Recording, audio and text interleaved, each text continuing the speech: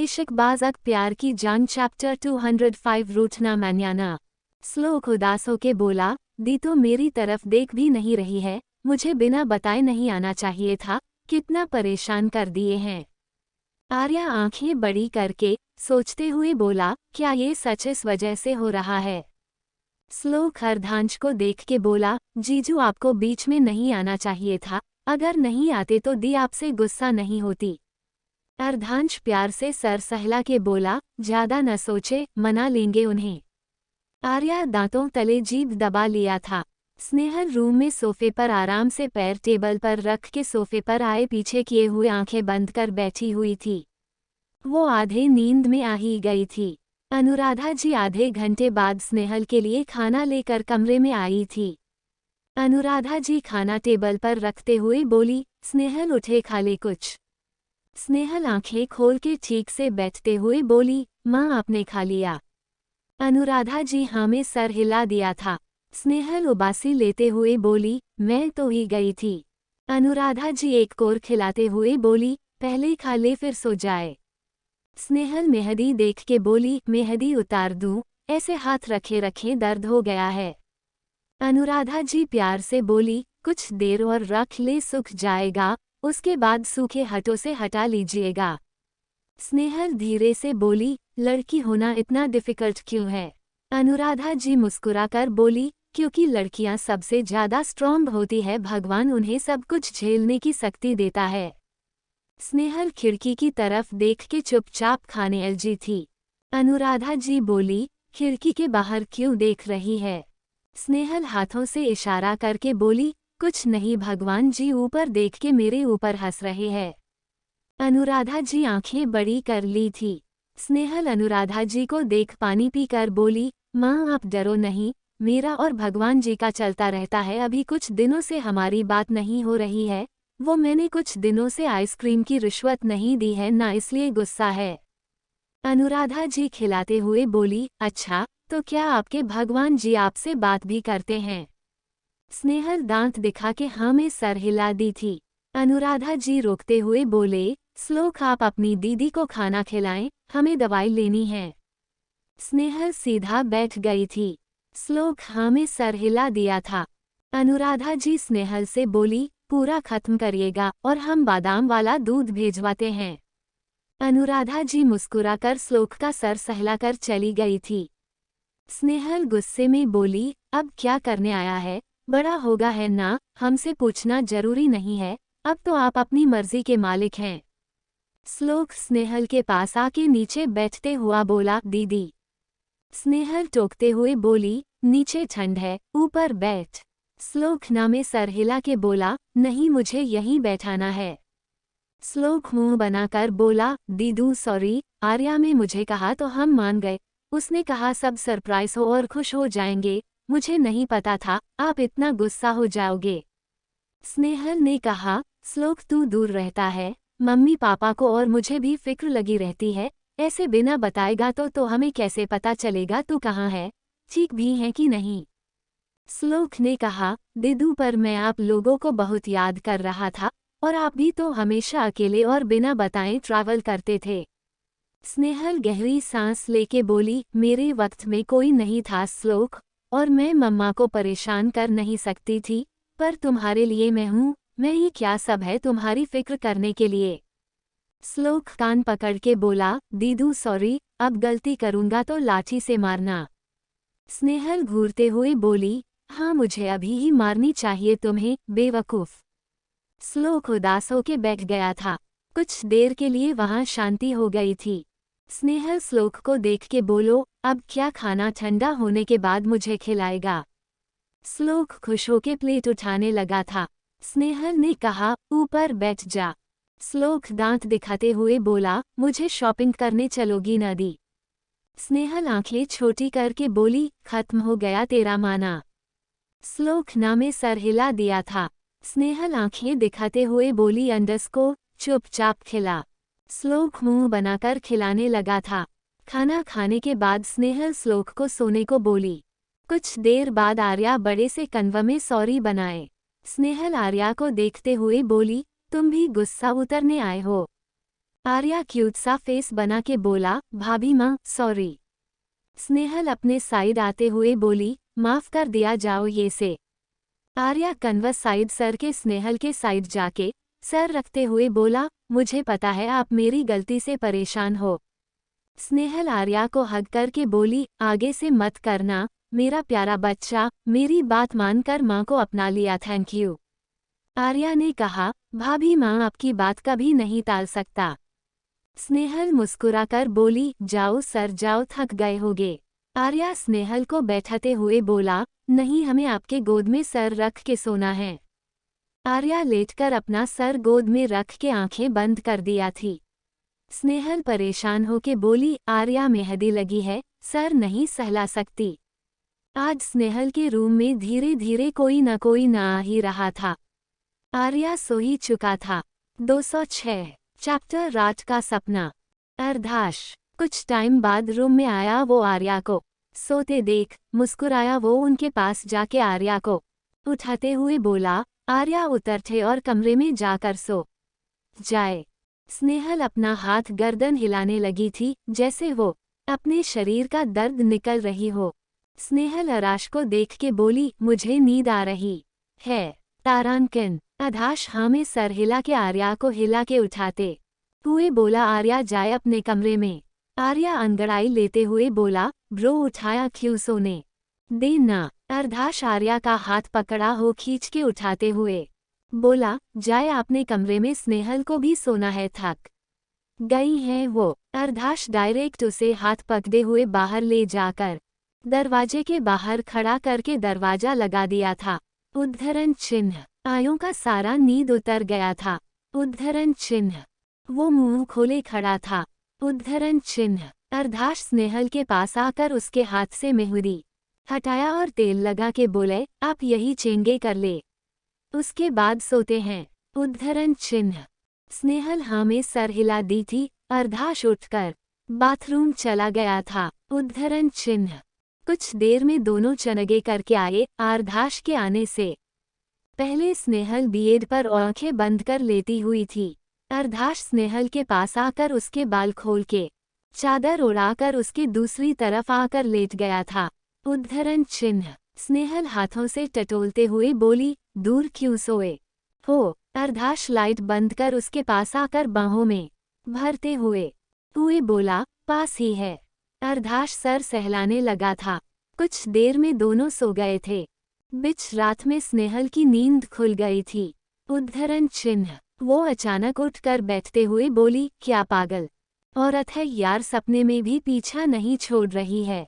भगवान जी मुझे बिल्कुल विश्वास नहीं हो रहा है वो स्वर्ण सुराध गई है, इतनी जल्दी उसका हृदय परिवर्तन हो सकता है। उद्धरण चिन्ह अर्धाश स्नेहल की बड़बड़ाने की आवाज सुनकर उठ कर बैठते हुए पूछा, स्नेह क्या हुआ।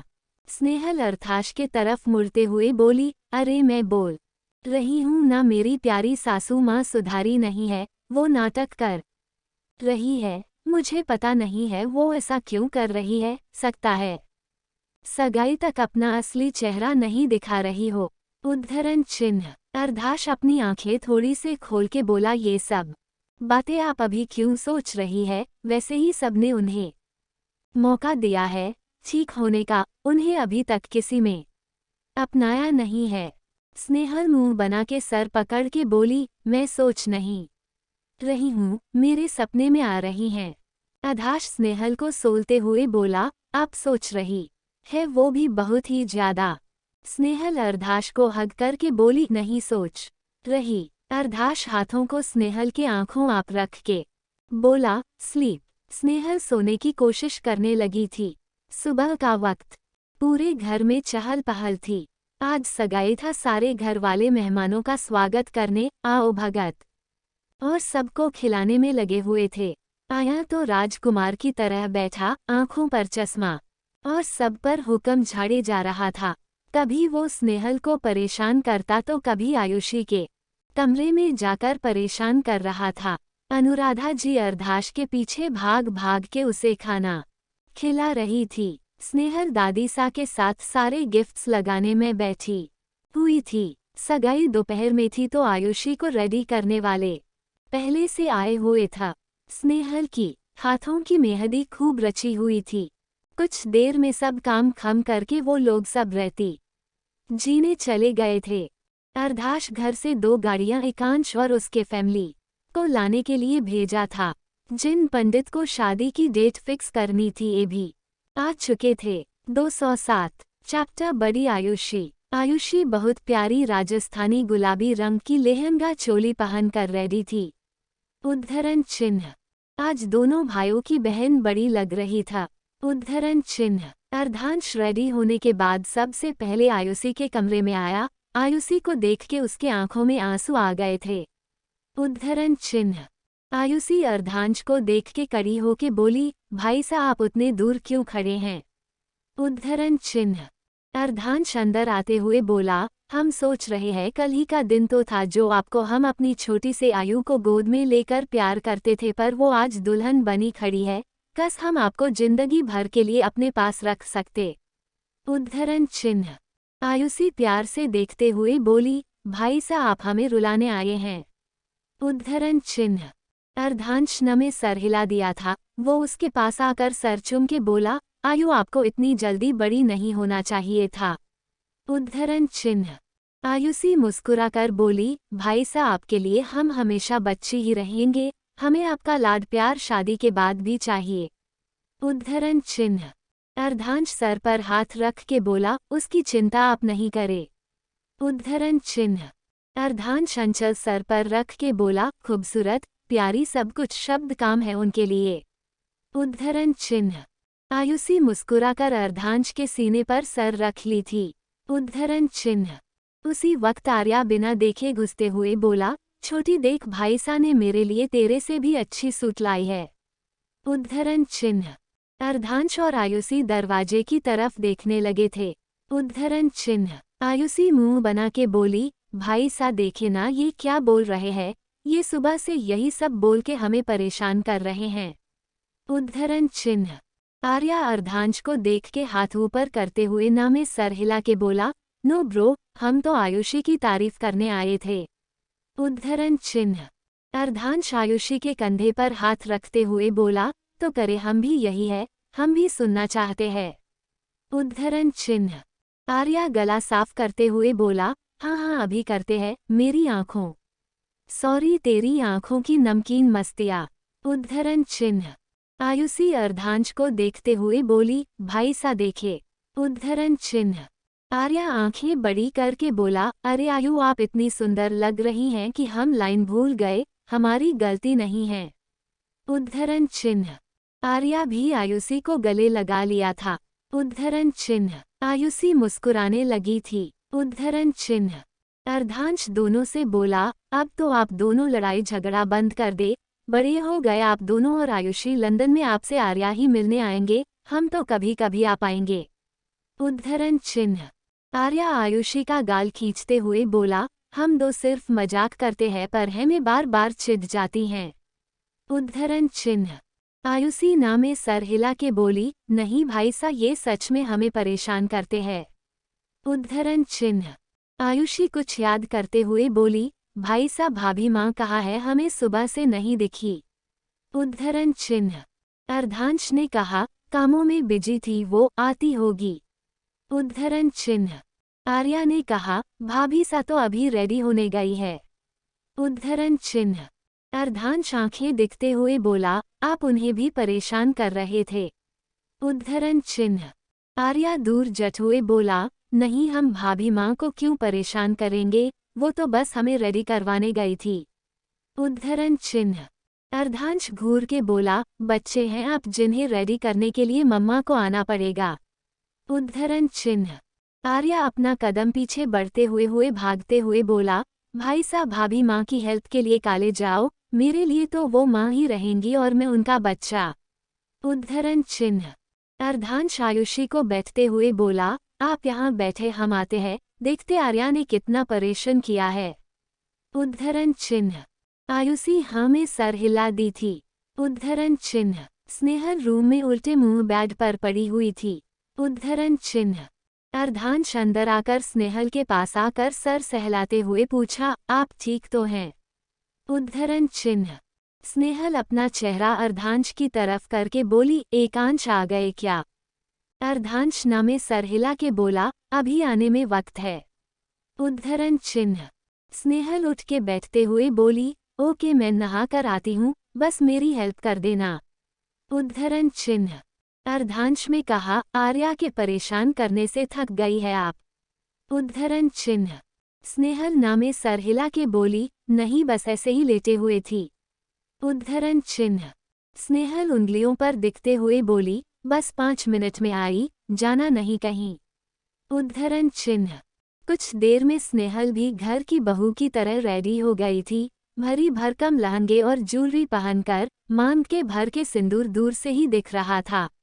उद्धरण चिन्ह। और स्नेहल के होंठों की मेहंदी का रंग बहुत ही अच्छा चढ़ा था। उद्धरण चिन्ह। एकांश में अपने फैमिली के साथ दरवाजे पर आ गया था। उद्धरण चिन्ह। अर्धांश हाथ पकड़ के स्नेहल को नीचे चला गया था। उद्धरण चिन्ह। दरवाजे पर दादी सा स्नेहल का इंतजार कर रही थी। उद्धरण चिन्ह। दादी सा स्नेहल के आते ही बोली, बिंदनी आरती उतरने के लिए आगे आए। उद्धरण चिन्ह। स्नेहल अपनी नजरें घुमा के देखी, वहां गांव की औरतें खुशी में गीत गाए रही थी। उद्धरण चिन्ह। वो मुस्कुराते हुए बोली, दादी सा आरती तो सासू माँ को करनी चाहिए ना, आखिर माँ अपने दामाद का स्वागत करेगी तो कितना अच्छा रहेगा। उद्धरण चिन्ह। दादी सा स्वर्णा जी को देख के बोली, स्वर्णा आए, बिंदनी ने कहा ना आप करेगी, सामने आए और आप दूर क्यों खड़ी हैं। उद्धरण चिन्ह। स्वर्णा जी हाँ में सर हिला के आगे आकर आरती की थल ले ली थी। उद्धरण चिन्ह। दादी सा बोली, स्वर्णा तिलक लाए और आरती करे। उद्धरण चिन्ह। स्वर्णा जी मुस्कुराते हुए एकांश की आरती उतरी और मीठा खिला के स्वागत किया और एकांश के माता जी से गले मिलकर अंदर बुलाया। स्नेहल एकांश को स्टेज पर ले गई जहां पंडित जी पंचांग लिए बैठे हुए थे। स्नेहल मुस्कुराते हुए बोली, एक्साइटेड। एकांश हाँ में सर हिला दी थी। स्नेहल हंसते हुए बोली, 2 मिनट मेरे साथ वेट करो, आपके होने वाली वाइफ के भाइयों को भेजती हूँ लाने के लिए, वो भी आपका ही रास्ता देख रही थी। स्नेहल आर्या और अर्धांश को इशारा की। आर्या और अर्धांश श्लोक को लेकर आयुषी को लेने चले गए थे। कुछ ही देख में तीनों भाई आयुषी को लेकर आ रहे थे। आयुषी की नजरें शर्म से झुकी हुई थी, इसके ऊपर फूलों की बरसात हो रही थी। तीनों भाई आयुषी को एकांश के पास लाकर खड़ा कर दिए थे। एकांश प्यार से उसे देख ही रहा था, उसकी नजरें जाती नहीं थी उसके ऊपर से। 208 चैप्टर शादी की डेट। एकांश सिर्फ आयुषी को देखे जा रहा था और वहीं आयुषी की नजरें शर्म से नजरें झुकी हुई थी। आयुषी की कुछ दोस्त वहां आए हुए थे। वो टीज करते हुए बोली, आयुषी आप भी आंखें उठा ले, क्योंकि आप नजरें नहीं उठा के दिखेंगी तो हमारे जीजू आपको देखते रहेंगे। एकांश शर्मा गया और वो अपनी नजरें नीचे कर लिया था। दादी सा पंडित जी से बोली, सगाई का कार्यक्रम शुरू करे पंडित जी। पंडित जी हाँ में सर हिला के बोली, माता जी सगाई की अंगूठी ले आए और वर की माता आगे आ जाए। अनुराधा जी स्नेहल को अंगूठी लाने को कही और एकांश की माँ सामने आ गई थी। पंडित उन्हें आयुषी के साथ शगुन देने को कहा। एकांश की माँ आयुषी को चुनरी उड़ाकर हाथों में नारियल देकर शगुन पूरा किया। पंडित जी अंगूठियों की पूजा करके आगे बढ़ाते हुए बोले, अब लड़का लड़की को अंगूठी पहनाए। एकांश आयुषी को अंगूठी पहनाया और आयुषी ने एकांश को अंगूठी पहनाया। सभी लोग फूलों को बारिश करने लगे थे। पंडित दोनों से कहा, सभी बड़ों का आशीर्वाद ले। आयुषी और एकांश सभी के आशीर्वाद लेने के लिए नीचे अज्ञेय थे। सबसे पहले वे दोनों दादी सा के पाँव छुए। दादी सा ने उन्हें खूब सारी आशीर्वाद दी और वो खुश थी। ऐसे ही बारी बारी सभी का आशीर्वाद लिया। गांव के लोग बाहर खाने चले गए थे। घर वाले सब पंडित जी के सामने बैठे हुए थे।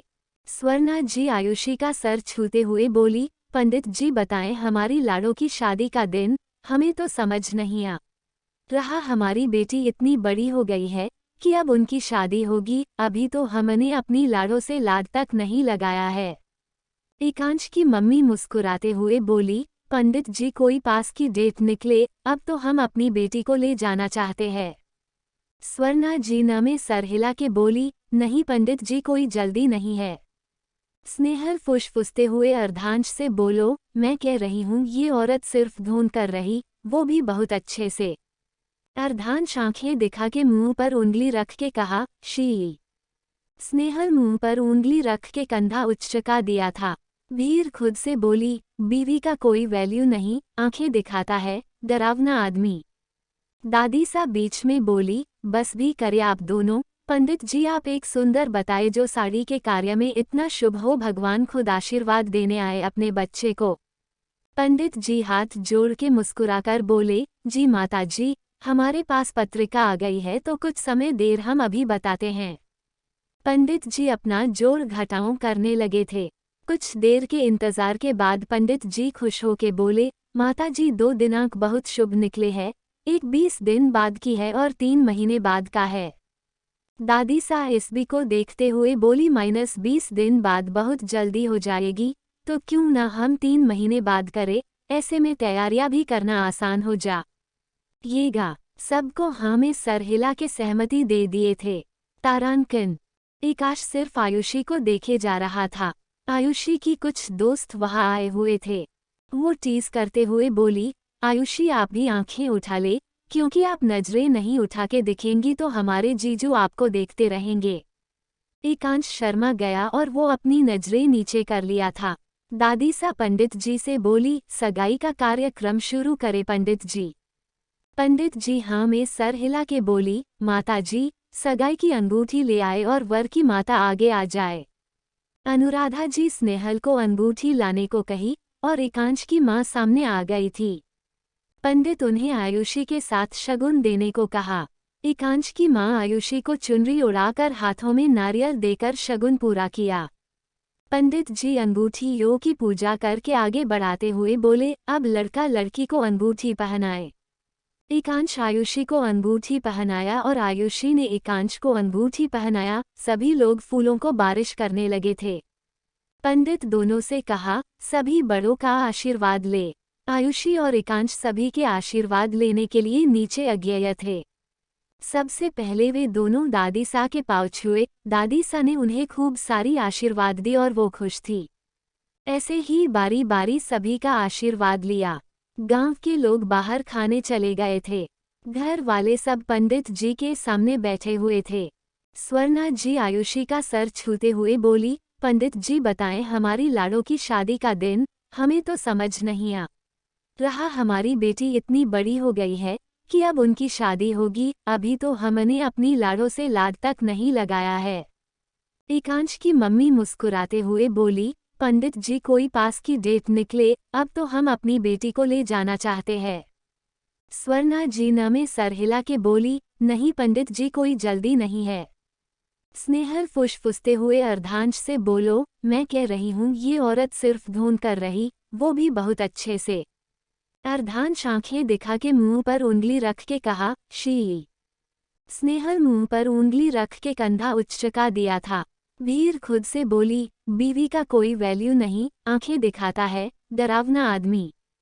दादी सा बीच में बोली, बस भी करे आप दोनों। पंडित जी आप एक सुंदर बताए जो साड़ी के कार्य में इतना शुभ हो, भगवान खुद आशीर्वाद देने आए अपने बच्चे को। पंडित जी हाथ जोड़ के मुस्कुराकर बोले, जी माता जी, हमारे पास पत्रिका आ गई है तो कुछ समय देर हम अभी बताते हैं। पंडित जी अपना जोर घटाओ करने लगे थे। कुछ देर के इंतजार के बाद पंडित जी खुश होके बोले, माता जी 2 दिनांक बहुत शुभ निकले हैं, एक 20 दिन बाद की है और 3 महीने बाद का है। दादी सा एसबी को देखते हुए बोली, -20 दिन बाद बहुत जल्दी हो जाएगी, तो क्यों न हम 3 महीने बाद करें, ऐसे में तैयारियां भी करना आसान हो जाएगा। सबको हाँ में सर हिला के सहमति दे दिए थे। 209 चैप्टर आर्या ने एलगाई आग। सगाई खत्म हो चुकी थी। एकांश वापस लंदन जा चुका था। स्नेहल के परिवार वाले भी गहरा जा चुके थे। स्नेहल और अर्धांश रेगुलर ऑफिस जाने लगे थे। साथ साथ में शादी की भी तैयारियां की जा रही थी।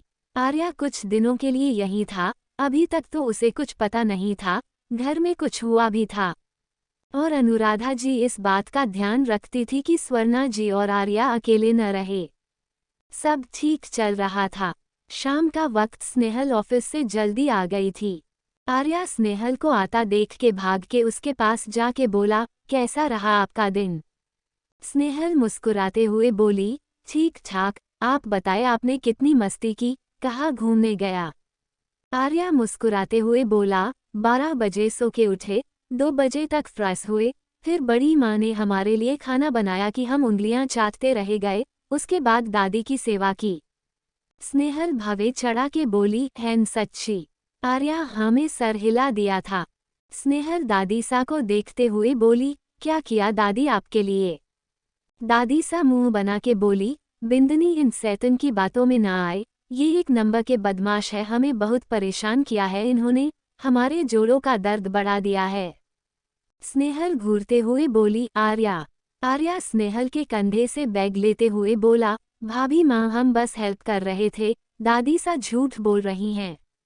आर्या बैग सोफे पर रख के बोला, ये सब छोड़ो भाभी, क्या बोरिंग लाइफ जी रहे हो आप, घर से ऑफिस, ऑफिस से घर कर रहे हो, घर पर आने के बाद आप दोनों कहीं गए नहीं, ना ही हनीमून, ना डेट पर, क्या बुरे लोगों की तरह घर पर रहते हो, थोड़ा बोलो भाई साको को आपको ट्रिप पर ले जाए, लोग ड्राइव पर ले जाए, डेट या नाइट आउट कर ले, लेकिन आप दोनों तो बुरे लोगों जैसा बिहेव करते हो। स्नेहल का मुंह बना गया था। दादी सा भी हामी भरते हुए बोली, इस बात पर तो हम आर्या के तरफ है, नई नई शादी हुई है, थोड़ा घूमने फिरने जाओ, वक्त बिताए पर नहीं, सुबह होते ही ऑफिस के लिए निकल जाते हैं और रात में थके हारे आते हैं। आपको पता है हम जब शादी करके आए थे, आप सबके दादा सा हमें हर शाम वक्त निकालकर घूमने ले जाते थे, शॉपिंग पर ले जाते थे, पर आप दोनों को देख के लगता है, आप हमसे भी बुरे हैं। स्नेहल बच्चों की तरह मुंह भुला ली थी। आर्या अपने दिल पर हाथ रख के बोला, डोंट सट भाभी माँ, हम आपको डेट पर लगाएंगे। स्नेहल गुस्से में बोली, मुझे नहीं जाना कहीं किसी के साथ। स्नेहल पैर पटकते हुए अपने कमरे की तरफ चली गई थी। आर्या आयुषी के हाथों पर ताली मरते हुए बोला, आज तो भाई सा गए। आयुषी मुस्कुराते हुए बोली, अगर भाईसा को पता चलेगा आज लगाने वाले आप हो तो आप भी आज ही वापस लंदन चले जाओगे।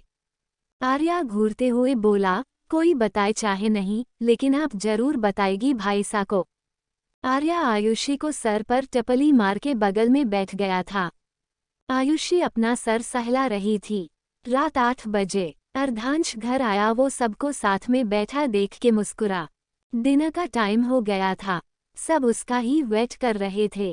अर्धांश अपना बैग घर के नौकर को देख के बोला, सॉरी एवरीवन, आप सब शुरू करें, हम फ्रेश न अप होकर आते हैं।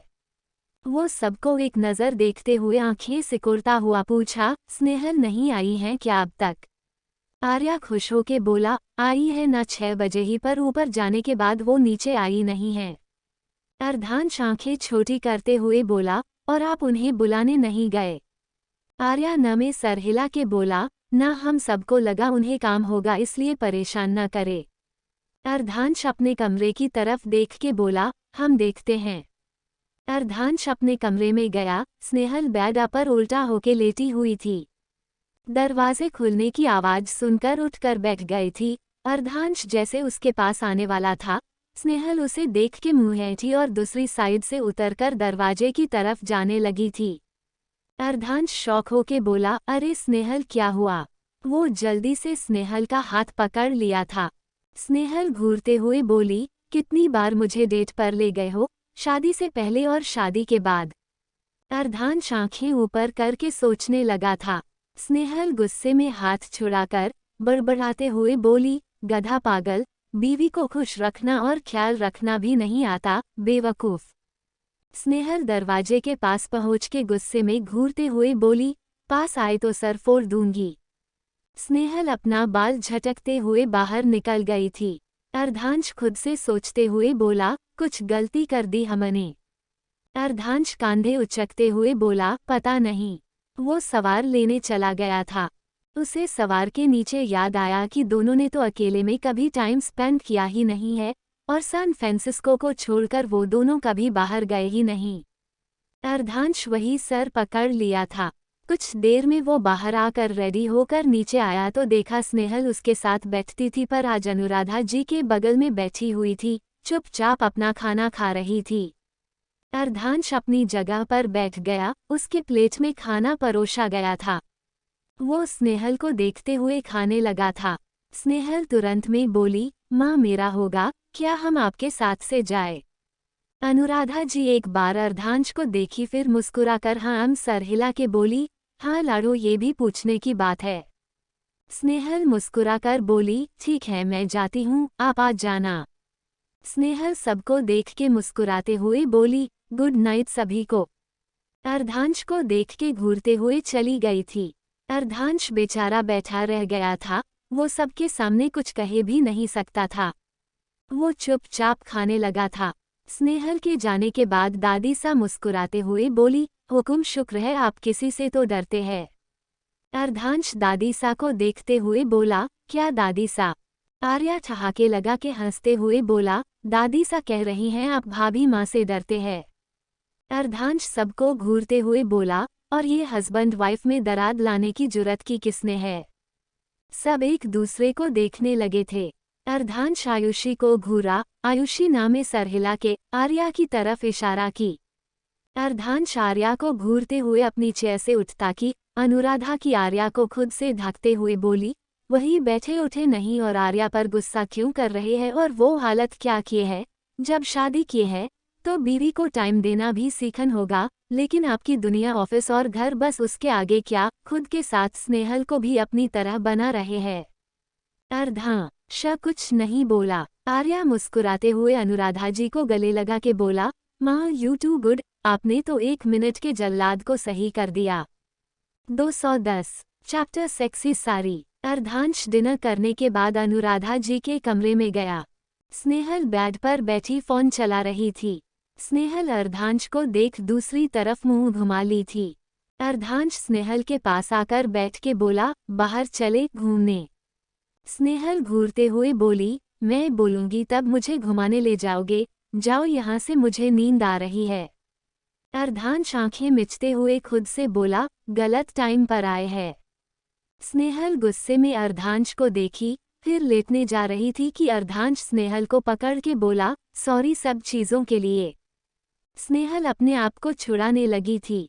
अर्धांश प्यार से बोला, कल पक्का हम डिनर पर चलेंगे, कल आपके अलावा किसी को भी टाइम नहीं देंगे। स्नेहल जबरदस्ती हंसते हुए बोली, सो फनी, मैं कल आर्या के साथ डेट पर जाऊंगी, अब तो तुम्हारे साथ तो मैं जिंदगी में कभी नहीं जाऊंगी।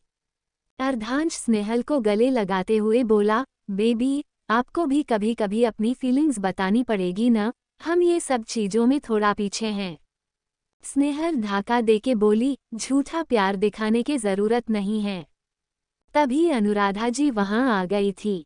स्नेहल अनुराधा जी को देखते ही दूर बैठ गई थी। अनुराधा जी दोनों को देख के बोली, बेटा क्यों परेशान कर रहे हैं, जाइए आप भी सो जाए, थक गए होंगे, दूध आपके कमरे में रख दिया है। अर्धांश मन महसूस के स्नेहल को देखते हुए कमरे से चल गया था। अनुराधा जी को स्नेहल को दूध देते हुए बोली, पूरा पी ले। स्नेहल हाँ में सर हिला के पूरा दूध खत्म करके ग्लास टल पर रख दी थी। अनुराधा जी को लेटाकर उसका सर सहलाते हुए बोली, बेटा कभी कभी पत्नी को भी अपने नखरे दिखाने चाहिए, कभी कभी टीज करे, सताए, जलाए। स्नेहल अनुराधा जी को देख के बोली, मतलब माँ आप क्या कहना चाहती हैं? अनुराधा जी मुस्कुराते हुए बोली, अभी सो जाए, सुबह बताएंगे। स्नेहल अनुराधा जी को पकड़ के सो गई थी। अर्धांश अपने कमरे में इधर उधर चल रहा था, थके होने के बावजूद उसकी आंखों से नींद उड़ चुकी थी। उसे बेड पर लेटते ही स्नेहल की याद सता रही थी। उसे काफी रात हो गया था सोने में, वो सुबह देर रात तक सोता रहा।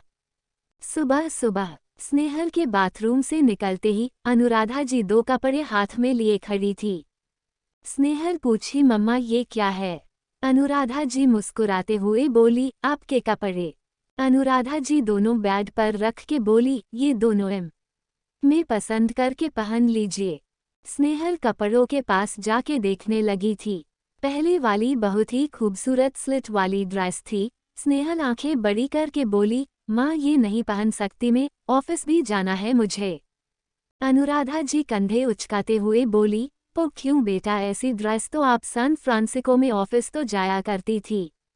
स्नेहल हाँ में सर हिला के बोली, माँ वहाँ नॉर्मल था, पर ये इंडिया है, सब अजीब नजरों से देखेंगे। अनुराधा जी बोली, इग्नोर, बोलने वाले बोलेंगे ही, लेकिन आप ट्रेंड सेटर बन जाएंगी। अच्छा छोड़े, उसे दूसरी पहन ले। स्नेहल दूसरी देख के मुंह पर हाथ रख के बोली, क्या साड़ी, मुझे पहनने तक नहीं आती है, संभालूंगी कैसे। अनुराधा जी सर पर मारते हुए बोली, लड़कियां सबसे ज्यादा सुंदर साड़ी में लगती है, और सेक्सी भी। स्नेहल का मुंह बन गया था। अनुराधा जी बोली, हम हैं न, सब आप संभाल लेंगे। स्नेहल अर्धनहा को गालियां दे रही थी, क्योंकि सब उसके वजह से ही हो रहा था और ये सब करना पड़ रहा था। अनुराधा जी स्नेहल को तैयार करने लगी थी। स्नेहल बार बार कुछ न कुछ बोल ही रही थी। स्नेहल अपनी कमर छुपाते हुए बोली, माँ ऐसे क्यों पहना रही हैं, मेरा पूरा पेट दिख रहा है। अनुराधा जी गुस्से में बोली, बिल्कुल चुप, मुंह पर हाथ रखकर खड़ी रहे, एक आवाज नहीं निकलेंगे। स्नेहल आप पूरी रघुवंशी एंटरप्राइज की मालकिन हैं, कुछ भी पहन सकती है। आपके और अर्धांश के हुक्म से ऑफिस चलता है, आज सिर्फ इतना सोचे, आप अर्धांश को जलाने जा रही हैं। स्नेहल हाँ में सर हिला दी थी। स्नेहल शांति से खड़ी हो गई थी। अनुराधा जी उसे तैयार करने लगी थी। वो बहुत ही सेक्सी तरीके और फिटेड शादी पहनाई थी। वो स्नेहल को मिरर के पास ले जाकर गले से मंगलसूत्र उतार दी। स्नेहल भवे चढ़ा कर देखी, पर कुछ बोली नहीं, क्योंकि अनुराधा जी ने मना किया था। अनुराधा की स्नेहल का बाल बनाया, स्नेहल सिंदूर का किया उठाने लगी कि उसके हाथ पर मार के बोली, क्या है, संस्कारी बहू और बीवी बनने की कोशिश तो बिल्कुल नहीं करे। आज आप जैसे कॉलेज में होती होंगी न, वैसे बनकर जाए। जो माथे पर सिंदूर लगा है वो भी मिटाए और हाथों से कंगन खोले, एक हाथ में ब्रेसलेट पहने और दूसरे में घड़ी। स्नेहल सिर्फ हाँ में सिर हिला दी थी। जैसा जैसा अनुराधा जी बता स्नेहल वैसे ही की, और वो सच में सेक्सी अप्सरा लग रही थी। कोई भी देखे तो सांसें तो थमेगी ही, लेकिन स्नेहल के सेक्सी पेट और शोल्डर बोन देख के पसीने भी छूटेंगे, और वो बिल्कुल भी शादीशुदा नहीं लग रही थी। अनुराधा जी खुश हो गई थी, उनकी खुशी का ठिकाना नहीं था। स्नेहल मुस्कुराते हुए बोली, आप, मैंने अपनी पति देव की हालत खबर नहीं की ना, तो मेरा भी नाम स्नेहल अर्धांश रघुवंशी नहीं। अनुराधा जी बोली, बिल्कुल कॉरेक्ट। अनुराधा हिल्ला कर देते हुए बोली, ले पहन ले, और आज अकेले ड्राइव करके ऑफिस जाए और लेट नाइट घर आए। स्नेहल टाइम देर के बोलो, पर अर्धांश को देखा तक नहीं है मैंने, ऐसे कैसे जाऊं। स्नेहल उदास हो गई थी। अनुराधा जी बोली, आज पूरा दिन आप उनकी ही शकल दिखेंगी, लेकिन आप आज अर्धांश के साथ नहीं अकेले जाएंगी। स्नेहल हाँ हिला दी थी। स्नेहल बल खाते हुए नीचे चली गई थी। घर के सभी लोगों की आंखें फटी की फटी रह गई। आर्या आयुषी को एक दूसरे के ऊपर बेहोश हो गए थे। दादी सा हाथों से सुंदर का इशारा किया। स्नेहल उन्हें देख के मुस्कुरा दी थी। स्नेहल बाय करके कार की चाबी लेकर बाहर चली गई थी। 211 chapter underscore flashback. Snehal Anuradha ji को देख सिर्फ हाँ में सिर हिला दी थी। जैसा जैसा अनुराधा जी बता स्नेहल वैसे ही की, और वो सच में सेक्सी अप्सरा लग रही थी। कोई भी देखे तो सांसें तो थमेगी ही, लेकिन स्नेहल के सेक्सी पेट और शोल्डर बोन देख के पसीने भी छूटेंगे, और वो बिल्कुल भी शादीशुदा नहीं लग रही थी। अनुराधा जी खुश हो गई थी, उनकी खुशी का ठिकाना नहीं था। स्नेहल मुस्कुराते हुए बोली, आप, मैंने अपनी पति देव की हालत खबर नहीं की ना, तो मेरा भी नाम स्नेहल अर्धांश रघुवंशी नहीं। अनुराधा जी बोली, बिल्कुल कॉरेक्ट। अनुराधा हिल्ला कर देते हुए बोली, ले पहन ले, और आज अकेले ड्राइव करके ऑफिस जाए और लेट नाइट घर आए। स्नेहल टाइम देर के बोलो, पर अर्धांश को देखा तक नहीं है मैंने, ऐसे कैसे जाऊं। स्नेहल उदास हो गई थी। अनुराधा जी बोली, आज पूरा दिन आप उनकी ही शकल दिखेंगी, लेकिन आप आज अर्धांश के साथ नहीं अकेले जाएंगी। स्नेहल हाँ हिला दी थी। स्नेहल बल खाते हुए नीचे चली गई थी। घर के सभी लोगों की आंखें फटी की फटी रह गई। आर्या आयुषी को एक दूसरे के ऊपर बेहोश हो गए थे। दादी सा हाथों से सुंदर का इशारा किया। स्नेहल उन्हें देख के मुस्कुरा दी थी। स्नेहल बाय करके कार की चाबी लेकर बाहर चली गई थी। उसे कुछ देर पहले की चीजें याद आ रही थी।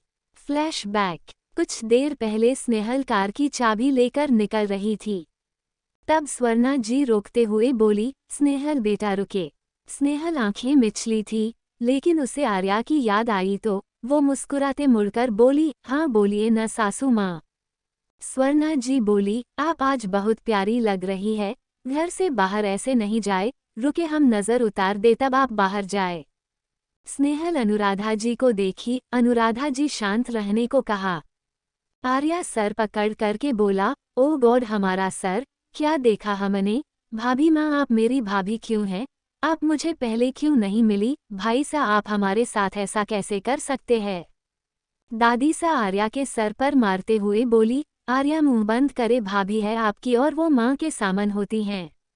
आर्या मुंह बनाकर बोला, दादी पहले आप भाभी को तो देखो, मुझे भी ऐसे ही लड़की चाहिए भाभी जैसे, और लड़की ढूंढने का काम आपका दादी, तब तक हम भाभी माँ से मिलकर आते हैं। आर्या उठ के स्नेहल के पास गया। वो सीना ताने हुए खड़े होके बोला, गुड मॉर्निंग हुक्मरानी सा, आज आपको मेरे जैसे ताकतवर पहलवान बॉडीगार्ड की जरूरत है। आज आपका ये बॉडीगार्ड आपकी सेवा में उपस्थित है। स्नेहल हंसते हुए बोली, अच्छा भाई सा, मेरा बॉडीगार्ड बरमूडा और नॉर्मल सिटी शर्ट में मेरा रखवाली करेगा। आर्या दांत पीसते हुए बोला, भाभी माँ हमारे कपड़े को नहीं, हमारे भावनाओं को समझे। आज आप बॉम्ब लग रही है, आज सबकी बुरी नजरों से बचाना होगा हमें। स्नेहल प्यार से आर्या का बाल स्वारते हुए बोली, मेरा बच्चा हमारी फिक्र करता है, मेरे लिए तो इतनी ही काफी है। अनुराधा जी स्वर्ण जी को आते देख के मुस्कुराते हुए आर्या के पास जाके बोली, आरू आप ऐसे ही जाएंगे भाभी की रक्षा करने? जाए जल्दी चेंज करके आए। आर्या अनुराधा को गले लगा के गाल पर किस करके बोला, ओ माँ आप ना करेक्ट टाइम पर याद दिलाने आ जाते हैं, thank you thank you. Arya भागते हुए जाने लगा था कि स्नेहल पीछे से बोली, आर्या हम वेट नहीं करेंगे, आप पीछे से आ जाना। आर्या हाँ हाँ बोल के अपने रूम में चला गया था। स्वर्णा जी मुस्कुराते हुए स्नेहल के पास आ गई थी। स्नेहल स्वर्णा जी की मुस्कुराहट देख के खुद से बोली, ये ऐसा क्यों कर रही है? कुछ प्लान तो नहीं? कहीं इस धुएं में कुछ जहरीले पदार्थ तो नहीं मिला दिए, जिसे सूंघते हुए मैं मर जाऊंगी? अगर ऐसा कुछ हुआ तो मैं तो इसको मार कर ही मारूंगी। स्वर्णा जी स्नेहल के पास आकर नजर उतारने लगी थी। स्नेहल मुस्कुराते हुए दांत पीसते हुए बोली, सासू माँ हो गया। स्वर्णा जी हाँ में सर हिला दी थी। स्नेहल झुक के पाँव छू लिए और अनुराधा जी को गले लगा के आयुषी से बोलो, आयु ऑफिस टाइम से आ जाए और ऑफिस ताड़िए आप। आयुषी हड़बड़ा कर उठ गई थी। स्नेहल सबको बाय बोलकर बाहर निकल गई थी। Flash back and. पीछे से हॉर्न के आवाज सुनकर स्नेहल होश में आई और कार चलाने में फोकस करने लगी थी। दूसरी तरफ अर्धांश सुबह उठकर फ्रेश होकर जल्दीबाजी में रेडी होकर सबसे पहले अनुराधा जी के रूम में गया था। जब वहां स्नेहल उसे नहीं दिखी तो वो पूरे घर में उसे ढूंढने लगा था। वो खोजते हुए नीचे गया था। घर की सभी औरतें बैठी बातें कर रही थी। अर्धांश उनके पास आकर बोला, माँ स्नेहा कहाँ है? अनुराधा जी अर्धांश को देख के बोली, बेटा आप उठ गए, आए नाश्ता करे। अर्धांश हाँ में सर हिला के डाइनिंग टेबल पर बैठ गया और चारों तरफ नजर घुमाकर देखने लगा था। अनुराधा जी खाना परोसते हुए बोली, लाडू ऑफिस चली गई है। अर्धांश खड़े होने लगा कि अपराध जी रोकते हुए बोली, कहाँ जा रहे हैं? बैठे पहले खा ले उसके बाद जाए। अर्धांश उदास होके बोला, उन्होंने हमारा वेट नहीं किया। अनुराधा जी घड़ी की तरफ इशारा करते हुए बोली, हुक्म सा आप जागने में देरी कर दिए तो यो वेट करके भी क्या करती? वो चली गई, ड्राइवर को भी नहीं ले गई, अकेले ही चली गई आज। अर्धांश खुद से बोला, बहुत ज्यादा ही नाराज कर दिया है हमने। अर्धांश जल्दी से नाश्ता करके ऑफिस के दिए निकल गया था। कुछ देर में ऑफिस पहुंचा तो देखा उसके सारे स्टाफ बातें कर रहे थे। पूरे ऑफिस में खुसुर फुसुर चल रही थी। चैप्टर 212 बेवाजा की खांसी। अर्धांश ऑफिस पहुंचा तो सब मुस्कुरा रहे थे। सब एक दूसरे से खुसुर फुसुर कर रहे थे। अर्धाश एक नज़र घूमते हुए बोला, व्हाट द। अर्धाश अपनी कड़क आवाज में बोला, आप सब तर काम खत्म हो गए हैं। सब कोई अर्धाश की तरफ देखने लगे थे। कुछ जी सेकंड के वहां सन्नाटा पसार गया था। सब कोई खड़े नजर झुका के खड़े हो गए थे। अर्धाश सबको घूरते हुए बोला, हम कुछ पूछे हैं आप लोगों से? काम की कमी हो गई है आप सबके पास जो आप बातें कर रहे हैं। सब कोई सॉरी सॉरी बोलने लगे थे। अर्धाश गहरी सांस लेके बोल, काम करे, हमें कोई भी काम पेंडिंग नहीं चाहिए। उद्धरण चिन्ह। अराश आगे बढ़े लगा कि पीछे से साथ एक फाइल पर डिस्कस करते हुए स्नेहल नितिन के आ रहे थे। अर्धाश स्नेहल की आवाज सुनकर मुस्कुराते हुए पीछे मुड़ा और स्नेहल को देख के खांसी आ गई थी। उसकी आंखें बड़ी हो गई थी। स्नेहल नजरें उठा के अराश को देखी, जल्दी से उसके पास जाते हुए बोली, नितिन पानी लाए। स्नेहल अर्धाश का पीठ सहलाते हुए बोली, आप ठीक है। अर्धाश स्नेहल की तरफ मुड़कर खसते हुए ऊपर से नीचे देख रहा था। उसके गले से आवाज ही नहीं निकल रही थी। स्नेहल अर्धाश की नजरें देख के ही समझ गई कि अर्धाश को खांसी क्यों आ रही थी। उद्धरण चिन्ह। नितिन पानी लाकर दिया। स्नेहल पानी अर्धाश को बोली, आराम से पिए। अर्धाश पानी पीने के बाद उसकी खांसी रुकी। स्नेहल पानी का ग्लास नितिन को देते हुए अर्धाश से बोली, आप ठीक है। अर्धाश अभी भी स्नेहल को देख रहा था। वो कुछ बोल नहीं रहा था। स्नेहल को अंदर से बहुत हंसी आ रही थी। वो नितिन से बोली, नितिन अपने सर को कैबिन में छोड़ के हमारे कैबिन में आए, ये पूरी फाइल खत्म करते हैं, उसके बाद काम शुरू करेंगे। स्नेहल अर्धाश के आंखों में देखते हुए अपने कैबिन की तरफ चली गई थी।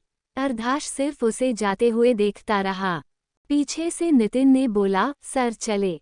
अर्धाश का ध्यान टूटा। वो गला साफ करते हुए सबको देखा, फिर स्नेहल के कैबिन की तरफ चला गया था। फिर आंखें मिचते हुए अपनी कदम अपनी कैबिन की तरफ चला गया था। सब एक बार फिर अर्धाश को देख के हंसते हुए बातें करने लगे थे। एक ने कहा, लगता है सर भी मैडम को पहली बार ऐसे देखे है।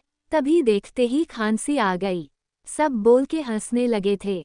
दूसरी तरफ स्नेहल अपने कैबिन में जाते ही कूदने लगी थी। स्नेहल खुशी से उछलते हुए बोली, येस येस, बस यही फेस देखना था आपका। स्नेहल जल्दी से जाकर अपना फोन उठा के अनुराधा जी को फोन करने लगी थी। कुछ ही रिंग में अनुराधा जी फोन उठा ली थी। स्नेहल खुशी से एक्साइटेड होके बोली, माँ आई लव यू, आप बेस्ट को, आज से आप मेरी गुरु। आपको पता है अर्धाश का फेस देखना चाहिए था, सो क्यूट। ऐसा रिएक्शन मैंने कभी नहीं देखा। उद्धरण चिन्ह। अनुराधा जी ने कहा, लाडो हमने कहा था ना, कभी कभी अपने पति की भी परीक्षा लेनी चाहिए। लेकिन लाडो याद रखिएगा, जल्दी पिघलिएगा नहीं। थोड़ा और परेशान करे, गुस्सा और नाराजगी दिखाए अपना।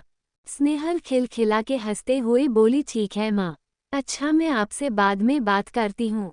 स्नेहल फोन रखी कि आर्या कॉफी का पकड़े हुए अंदर आते हुए बोली, हेलो हाइंस। उद्धरण चिन्ह। स्नेहल आर्या को देख के बोली, आर्या तुम सच में आ गए।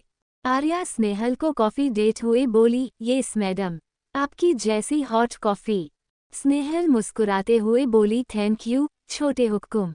आर्या मुस्कुराने लगा था। स्नेहल हंसते हुए बोली, छोटे हुक्म आप पूरे दिन ऑफिस में करने क्या वाले हैं? आर्या सीधा खड़े होकर बोला, आपकी रक्षा हुक्म रानी सा। स्नेहल प्यार से सर सहला के बोली, अच्छा जी, इसी बात पर आज छोटी सी पार्टी हमारी तरफ से। आर्या की आंखें चमक गई थी। स्नेहा अपनी चेयर पर जाकर बैठते हुए बोली, बैठो, तुम्हारे लिए कुछ खाने को मंगाते हैं। आर्या भी वही सामने बैठ गया था। नितिन के आने के बाद स्नेहल उसके साथ फाइल डिस्कस करने लगे थे। नितिन वहीं बैठा हुआ था कि अर्धाश कुछ देर में वहां आया। अर्धाश आर्या को देख के बोला, आप यहाँ क्या कर दी है? आपने स्ट्रीम चेंज कर ली क्या? आर्या खड़े होके स्नेहल के पीछे जाके खड़े होके बोला, आज हम भाभी माँ की रक्षा कर रहे हैं। अर्धाश स्नेहल को देख के बोला, ओह अच्छा, लेकिन अभी बाहर जाए। स्नेहल डांट पीसते बोली, क्यों सर, आपको कोई काम है क्या? अर्धाश बात दोहराते हुए कहा, सर। अर्धाश चिढ़ते हुए खुद से कहा, हमको सर बोल रही। अर्धाश नितिन और आर्या को घूरते हुए बोला, आप दोनों बाहर जाएंगे। नितिन जाने लगा था कि स्नेहल रोकते हुए बोली, नितिन एक बार फाइल फिर से डिस्कस कर ले, उसके बाद पेपर्स साइन कर केपीपी के लिए आगे भेजते हैं। अर्धाश की परेशानी बढ़ती ही जा रही थी। वो जितना सोच रहा था स्नेहल का गुस्सा ठंडा करेगा, उतना ही स्नेहल अपने और उसके बीच में कुछ न कुछ अड़ंगे डाल ही रही थी। अर्धाश गुस्से में बोला, नितिन बाद में डिस्कस कर लीजिएगा, जाए अभी। स्नेहल हंसी दबाते हुए बोली, ओ नितिन, मीटिंग के लिए होटल जाना है ना, चले, टाइम हो गया है। नितिन का मुंह बन गया था अर्धाश को देख के, क्योंकि वो जिसमें देख रहा था और स्नेहल को देखा तो वो मुस्कुरा रही थी। नितिन की अंदर की आत्मा जोर जोर से चिल्ला के बोल रहा था, भाग जा, काम छोड़ के भाग जा। एक का सुनेगा तो दूसरे से तू गुस्से में मरेगा। स्नेहा अपना फोन लेकर आर्या और नितिन से बोली, चले। नितिन अर्धाश को देख के स्नेहल का बैग लेकर उसके पीछे भागते हुए बोला, यस यस मैम। अर्धाश समझ गया था कि इतना आसान नहीं होना वाला था। वो जल्दी से अपने कदम बढ़ाकर स्नेहल का हाथ पकड़ के बोला, बाहर आपको ठंड लगेगी। अर्धाश अपना जैकेट उतार कर देते हुए बोला, पहन ले इसे। स्नेहल वो जैकेट वापस हाथ में देते हुए बोली, थैंक यू सर, पर ये मेरे लुक के साथ सूट नहीं होगा, और वैसे आज ठंड कम है। तारांकन। स्नेहल मुस्कुराते हुए निकल गई थी। अर्धाश तो आज कुछ कर ही नहीं पा रहा था। वो वहां स्नेहल को जाता देख के सदमे में खड़ा था। अर्धांश और उसके बेच। चैप्टर -213। अर्धांश शौक में खड़ा था, उसे समझ नहीं आ रहा था स्नेहल का गुस्सा शांत करने के लिए क्या करे। अब तो उसे सरवर्ड से चिढ़ हो गई थी। घर हो या ऑफिस, उसे स्नेहल को मुंह अर्धांश और हुक्म सुनने की आदत हो गई थी। लेकिन आज स्नेहल बार सर बोल रही थी, जैसे अर्धांश को लग रहा था स्नेहल उसके पेशेंस चेक कर रही हो। और स्नेहल की आज की खूबसूरती देख के तो उसे बात किए बिना रहा नहीं जा रहा था। वो गहरी सांस लिया और सर झटकते हुए बोला, आज तो हम मना कर रहेंगे। अर्धांश फोन निकलकर ड्राइवर को कॉल गया और बाहर निकल गया था। स्नेहल आर्या नितिन के साथ खुद के ही होटल में पहुंची। वहां से मेजर उन्हें मीटिंग रूम में ले गया था। स्नेहल मैनेजर से पूछी, क्लाइंट आ गए। मैनेजर पलके झपका के बोला, येस मैडम, जैसा आपके कहा था हम उन्हें लंच करा रहे हैं। स्नेहल ने कहा, ओके, जब लंच कर ले उसके बाद आप लेते आए। स्नेहल वो सब बोल ही रही थी कि अर्धांश रूम में अंदर आ गया था। मैनेजर झुक के बोला, खमा घनी हुक्म सा। मैनेजर वहां से निकल गया था। आर्या हंसते हुए बोला, वाओ ब्रो, भाभी मांका को याद में आप उनके पीछे पीछे तक आ गए, कूल ब्रो। अर्धांश इन तीनों को देख झिझकते हुए बोला, नहीं नहीं, ऐसी बात नहीं है, हम तो सिर्फ मीटिंग के लिए आए हैं, बहुत इम्पोर्टेंट क्लाइंट थे न, इसलिए। स्नेहल पहले सर झुका के मन ही मन मुस्कुराई, उसके बाद सर उठा के आंखें छोटी करके बोलो, क्या मतलब है आपका, मैं मीटिंग संभाल नहीं पाती। अर्धांश सर झटकते घूर स्नेहल के पास आते हुए बोला, नहीं नहीं, आप गलत समझ रही है, हमारे कहने का मतलब था। आर्या नितिन को आंखों से बाहर चलाने का इशारा किया। नितिन दोनों को देख के आर्या के साथ बाहर चला गया था। अर्धांश स्नेहल के बिल्कुल करीब पहुंच के बोला, आप गलत समझ रही है, हम आपके काबिलियत पर कभी शक नहीं कर सकते हैं, हम तो बस आपसे। स्नेहल पीछे मुड़कर दूर जाते हुए बोली, क्या आपसे, और सर हम ऑफिस के काम से आए हैं, थोड़ा दूर होकर बात करें। अर्धांश स्नेहल का हाथ पकड़ के बोला, स्नेहल प्लीज हमारी बात सुने, आप जो कहेंगी वाली होगा, पर आप नाराज। स्नेहल हाथ छुड़ाकर आगे मुस्कुराते हुए उनका स्वागत करने लगी थी। स्नेहल अर्धांश को और चिढ़ाने के लिए हाथ और गले दोनों मिलाए। अर्धांश की आंखें और भी बड़ी हो गई थी। मीटिंग शुरू हुई। लगातार 2-3 घंटे मीटिंग चली। स्नेहल और अर्धांश मीटिंग खत्म होने के बाद उन्हें विदा किया। स्नेहल जैसे ही बैग लेने आई, अर्धांश प्यार से पीछे से गले लगा के बोला, excellent baby, proud of you, आज डिनर पर चले बेबी। स्नेहल हाथ झटकते हुए बैग लेके बोली, दूर रहे मुझसे, और सर मैं आर्या के साथ डेट बी का प्लान बन चुका है, सॉरी सर। स्नेहल अर्धांश के साइड से निकल गई थी। अर्धांश आंखें और हाथ दोनों मिच के खड़ा था। स्नेहल आर्या के साथ डेट पर चली गई थी। वो मुंह लटकाए ही सारा काम किया और डिनर कर अपने कमरे में जाके स्नेहल का वेट करने लगा था। स्नेहल देर रात घर आए, यो सीधा अनुराधा के कमरे में जाके कपड़े बदल के सो गई थी। अर्धांश सोफे पर वेट करता रहा और वहीं सो गया। अर्धांश शॉक में खड़ा था, उसे समझ नहीं आ रहा था स्नेहल का गुस्सा शांत करने के लिए क्या करे। अब तो उसे सरवर्ड से चिढ़ हो गई थी। घर हो या ऑफिस, उसे स्नेहल को मुंह अर्धांश और हुक्म सुनने की आदत हो गई थी। लेकिन आज स्नेहल बार सर बोल रही थी, जैसे अर्धांश को लग रहा था स्नेहल उसके पेशेंस चेक कर रही हो। और स्नेहल की आज की खूबसूरती देख के तो उसे बात किए बिना रहा नहीं जा रहा था। वो गहरी सांस लिया और सर झटकते हुए बोला, आज तो हम मना कर रहेंगे। अर्धांश फोन निकलकर ड्राइवर को कॉल गया और बाहर निकल गया था। स्नेहल आर्या नितिन के साथ खुद के ही होटल में पहुंची। वहां से मेजर उन्हें मीटिंग रूम में ले गया था। स्नेहल मैनेजर से पूछी, क्लाइंट आ गए।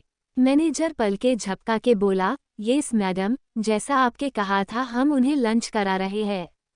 स्नेहल ने कहा, ओके, जब लंच कर ले उसके बाद आप लेते आए। स्नेहल वो सब बोल ही रही थी कि अर्धांश रूम में अंदर आ गया था।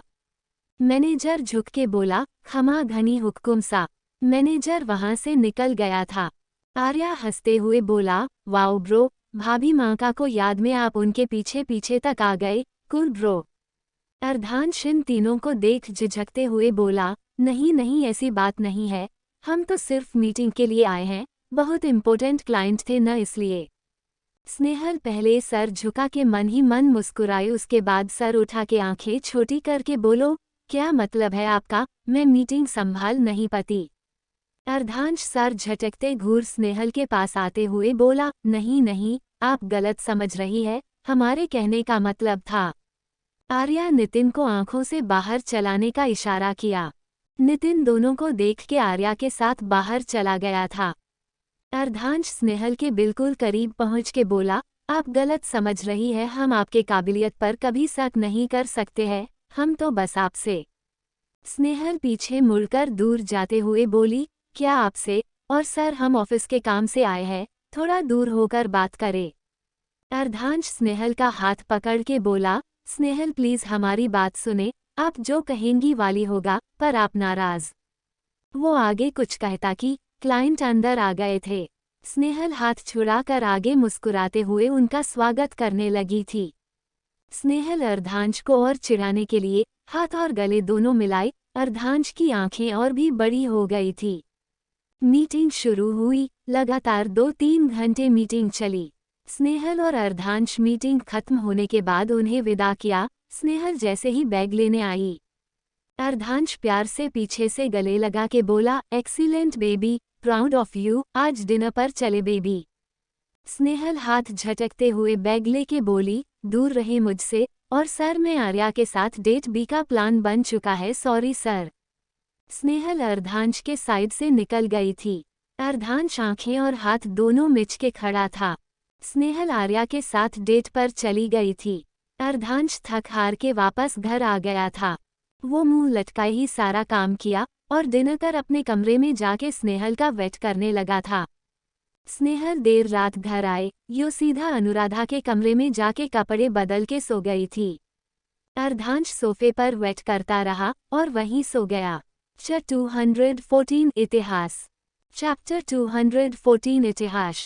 स्नेहल हाथ झटकते हुए बैग लेके बोली, दूर रहे मुझसे, और सर मैं आर्या के साथ डेट बी का प्लान बन चुका है, सॉरी सर। स्नेहल अर्धांश के साइड से निकल गई थी। अर्धांश आंखें और हाथ दोनों मिच के खड़ा था। स्नेहल आर्या के साथ डेट पर चली गई थी। अर्धांश थक हार के वापस घर आ गया था। वो मुंह लटकाए ही सारा काम किया और दिनकर अपने कमरे में जाके स्नेहल का वेट करने लगा था। स्नेहल देर रात घर आए यो सीधा अनुराधा के कमरे में जाके कपड़े बदल के सो गई थी। अर्धांश सोफे पर वेट करता रहा और वहीं सो गया था। तारांकन अब आगे। अर्धांश इंतजार करते करते सो चुका था। उद्धरण चिन्ह। लेट नाइट स्नेहल घर आई, वो जानबूझ के लेट तक आई। उद्धरण चिन्ह। वो अनुराधा जी के कमरे में जाकर चेंज की और फेस धोकर बाहर आई तो अनुराधा जी बोली, आइए सो जाए। उद्धरण चिन्ह। स्नेहल अपने दांतों से होठों को काटते हुए अनुराधा जी को देख के दरवाजे को देख के बोली, मां सावो। उद्धरण चिन्ह। अनुराधा जी ने कहा, कुछ कहना है? उद्धरण चिन्ह। स्नेहल हाँ में सर हिला के बोली, क्या एक बार अर्धांश को देख कर आऊं, बस एक बार? उद्धरण चिन्ह। अनुराधा जी मुस्कुराते हुए हाँ में सर हिला के करवट बदल कर सो गई थी। उद्धरण चिन्ह। स्नेहल उछलते हुए वहां से बाहर चली गई थी। उद्धरण चिन्ह। वो कमरे में जाके धीरे से दरवाजा खोल के अपने नजर घुमा के देखी, उसके बाद पैरों को दबा के अंदर गई। उद्धरण चिन्ह। अंदर जाकर देखा सारी लाइट जाली हुई थी। अर्धांश सोफे पर अड़ के सोया हुआ था। उसे देख के मुस्कुराई, बेड से रजाई उठा के अर्धांश को ओढ़ा। वो सोची अर्धांश के पैर ऊपर कर दे, पर सोचते हुए बोली, उठ जाएंगे तो? उद्धरण चिन्ह। स्नेहल अच्छे से उड़ाकर अर्धांश के हाथों से फोन लेकर टेबल पर रखा, मुस्कुराते हुए अर्धांश के होठों को चुम लिया था। उद्धरण चिन्ह। फिर थोड़ा था अर्धांश के बालों पर हाथ फेरते हुए थोड़ी देर बैठी, उसके बाद सारी लाइट बंद करके छोटी लाइट जला दी थी। उद्धरण चिन्ह। स्नेहल बाहर जाने लगी थी कि अर्धांश को देखी वो सोफे पर ही अच्छे से लेट गया था। उद्धरण चिन्ह। स्नेहल मुस्कुराए और दरवाजा बंद करके अनुराधा जी के कमरे में चल गई थी। उद्धरण चिन्ह। सुबह का वक्त। आज भी स्नेहल अनुराधा जी के कहने पर साड़ी पहनकर रेडी हो गई थी। उद्धरण चिन्ह।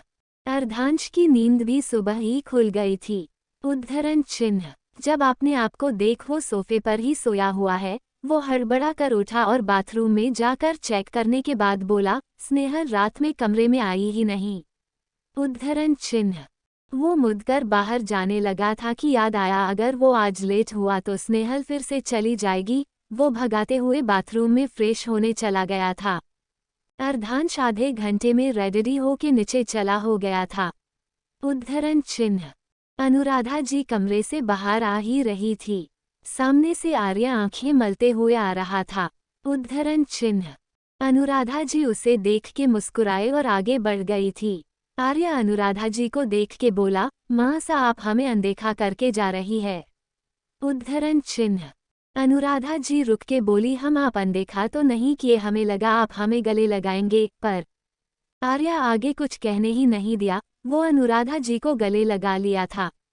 आर्या प्यार से बोला, मां सा आपको पता है हम आपको गले लगाते हैं ना, तो लगता है हम बहुत खुश है, हम बहुत फ्री है, बिल्कुल वैसे ही जैसे भाभी मां को गले लगाने पर लगता है वो हमारी सारी टेंशन गायब कर देती है। आपको पहले ही आ जाना चाहिए था, हम सबको बहुत सारा प्यार मिलता।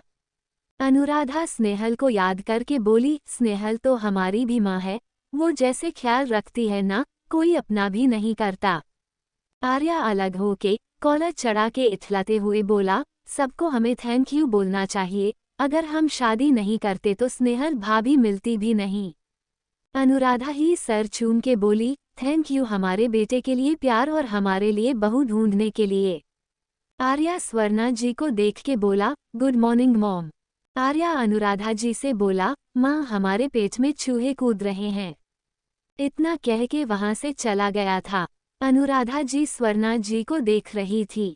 स्वर्णा जी जैसे बगल से जाने लगी, अनुराधा जी बिल्कुल पास आके बोली, कुछ ही दिनों में आर्या हमसे कितना प्यारा करने लगे हैं, हमारे पास रहने के बहाने ढूंढते हैं, अगर हम इतिहास दोहरा दे तो बेटी से तो हाथ धो चुकी है, क्या पता बेटा भी दूर हो जाए। अनुराधा जी स्वर्णा जी का शकल देख के बोली, आप तो जानती होंगी ना हम किस इतिहास की बात कर रहे हैं। इतना कह के अनुराधा जी भी आगे बढ़ गई थी। स्वर्णा जी के चेहरे देख के लगा कितना अफसोस में थी, लेकिन कुछ दूर में स्नेहल खड़ी होके अभी जो भी हुआ देख रही थी और सुन भी रही थी। स्नेहल मुंह बना के बोली, ये डायन कभी नहीं बदल सकती, शकल और हाथों का फर्क दिख रहा है, इसको पता ही नहीं है। करो कंटिन्यू अपना सुधारने वाला नाटक, मैं भी जमीन में पटक के मारूंगी, जहरीली नागिन। स्नेहल बगल से गुजरते हुए बोली, चले मेरी जेह, वो सॉरी प्यारी सासू माँ, आप यहाँ क्या खड़ी है। स्वर्णा जी तुरंत अपनी एक्सप्रेशन चेंज करके बोली, हाँ चले ना। अर्धांश हिल्स की आवाज सुना और आवाज की तरफ मुड़ा जहां से स्नेहल आ रही थी। आज फिर अर्धांश स्नेहल में खो गया था। स्नेहल अर्धांश को देखी अपनी दिली खुशी छुपाते हुए अनुराधा जी के बगल में बैठ गई थी।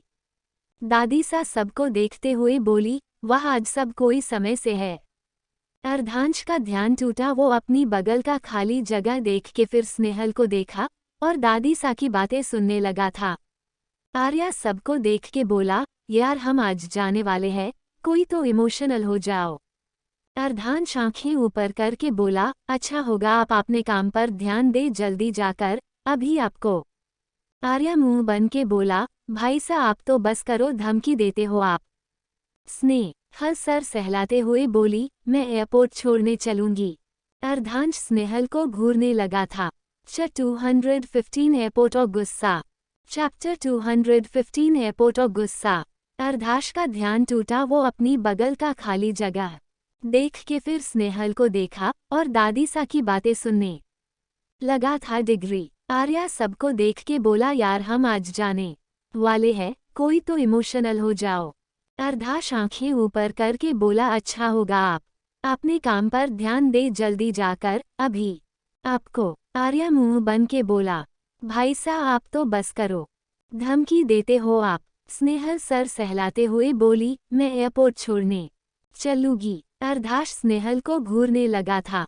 अब आगे। स्नेहल सर सहलाते हुए बोली, मैं एयरपोर्ट छोड़ने चलूंगी। अर्धांश स्नेहल को घूरने लगा था। आर्या साइड से गले लगा के बोला, सिर्फ आप ही हमसे प्यार करते हो। अर्धांश दांत पीसते हुए बोला, बहुत दूर है एयरपोर्ट ही, ड्राइवर छोड़ आएगा। स्नेहल मुंह हट के बोली, मुझे भी कार चलानी आती है। अर्धांश गुस्से का घुट पीकर चुपचाप नाश्ता करने लगा था। कुछ ही देर में स्नेहल बाहर निकली तो देखा अर्धांश कार लिए खड़ा था। स्नेहल दूसरी तरफ जाने लगी कि अर्धांश कदम कर स्नेहल का हाथ पकड़ के बोला, स्नेहल आई एम सॉरी, माफ कर देना, आप जो बोलेंगी वो करेंगे हम, प्लीज हम से दूर न रहे। स्नेहल हाथ झटकते हुए बोली, क्या कर रहे हैं सब, देख रहे हैं हमें। अर्धांश दोबारा स्नेहल को पकड़ के बोला, I don't care Snehal, sorry कि आपको टाइम नहीं दे पर अब हम कह रहे हैं न हमारा सारा टाइम आपका। स्नेहल गुस्से में बोली, मुझे ऑफिस जाना है। अर्धांश को भी अब गुस्सा आ रहा था। स्नेहल दूसरी कार में आयुषी के साथ ऑफिस के लिए निकल गई थी। अर्धांश भी गुस्से को कंट्रोल करके कार में बैठा और ऑफिस के लिए निकल गया था। आज पूरे दिन अर्धांश स्नेहल को मानने की कोशिश करता रहा पर स्नेहल इग्नोर करती रही, ऐसा लग रहा था स्नेहल अर्धांश के पेशेंस लेवल चेक कर रही थी। शाम होने वाली थी। आर्या ड्राइवर के साथ नीचे स्नेहल का वेट कर रहा था।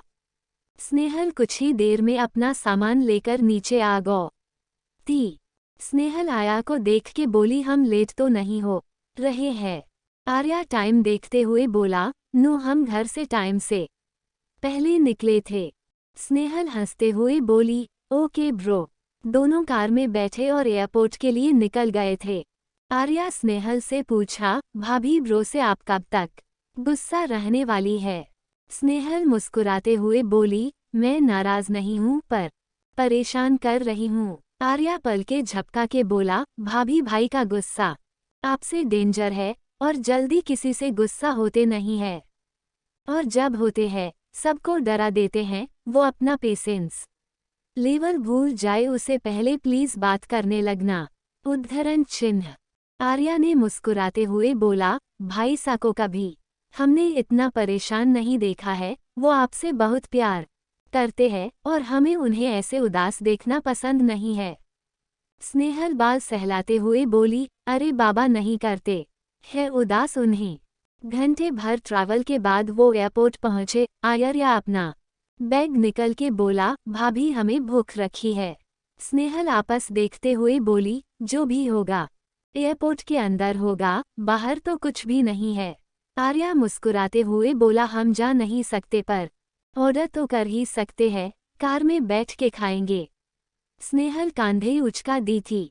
आर्या स्नेहल से पूछा, भाभी माँ आप क्या खाओगे? स्नेहल नामे सर हिला के बोली, मुझे नहीं खाना, तुम खाओ, मैं तो कहती हूँ एयरपोर्ट लाउंज में खाना आराम से। स्नेहल मुस्कुराकर बोली, घर पर अर्धाश के साथ खाऊंगी, आज लंच भी नहीं किया, अर्धाश ने अच्छा नहीं लग रहा है। आया मुस्कुराते हुए बोला, ओके ओके, सो स्वीट, मुझे भी आपकी जैसी गर्लफ्रेंड चाहिए।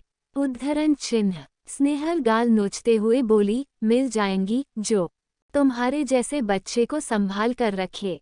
दोनों एयरपोर्ट की तरफ चले गए थे। आर्या स्नेहल आशीर्वाद लिया। स्नेहल ने प्यार से कहा, ख्याल रखना, तुम ठीक रहेंगे तो सब कोई ठीक रहेंगे, यहाँ की टेंशन नहीं लेना, बस अपने सपने पूरे करो, और खबरदार श्लोक को ज्यादा परेशान किया तो तुम्हें वहां आकर पीटूंगी। आर्या हंसते हुए बोला, ओके नहीं करूंगा, पर सॉरी, वीकेंड को आप कुछ नहीं कह सकती। आर्या मुस्कुराते हुए अपना बैग लेकर अंदर चला गया था। स्नेहल तक वही खड़ी रही जब तक आया उसके आंखों से ओझल नहीं हुआ। स्नेहल मट्टी बांध के गहरी सांस ली, उसका मान उदास हो गया था। वो सोल से ढकी हुई मुंह लटकाए पार्किंग साइड चली जा रही थी। कुछ दूर आगे आई तो पूरा सन्नाटा था, बस स्नेहल की चलने की आवाज आ रही थी। वो सामने खड़े आदमी से टकरा गई थी। स्नेहल गुस्से में चीखते हुए बोली, देख के नहीं चल सकते? स्नेहल नजरें उठा के देखी तो भौचका हो गई, क्योंकि सामने अर्धाश था। अर्धाश स्नेहल का हाथ पकड़ के बोला, चले हमारे साथ, जब तक हमारी बात नहीं सुनेगी। स्नेहल हाथ छुड़वाते हुए बोली, अर्धाश छोड़े, इट्स हॉटिंग। अर्धाश गुस्से में चीखते हुए बोला, 2 दिन से आप हमसे बात नहीं कर रही हैं, आपको पता भी हम कितना हट है, आपके इग्नोर करने से कितना हट है।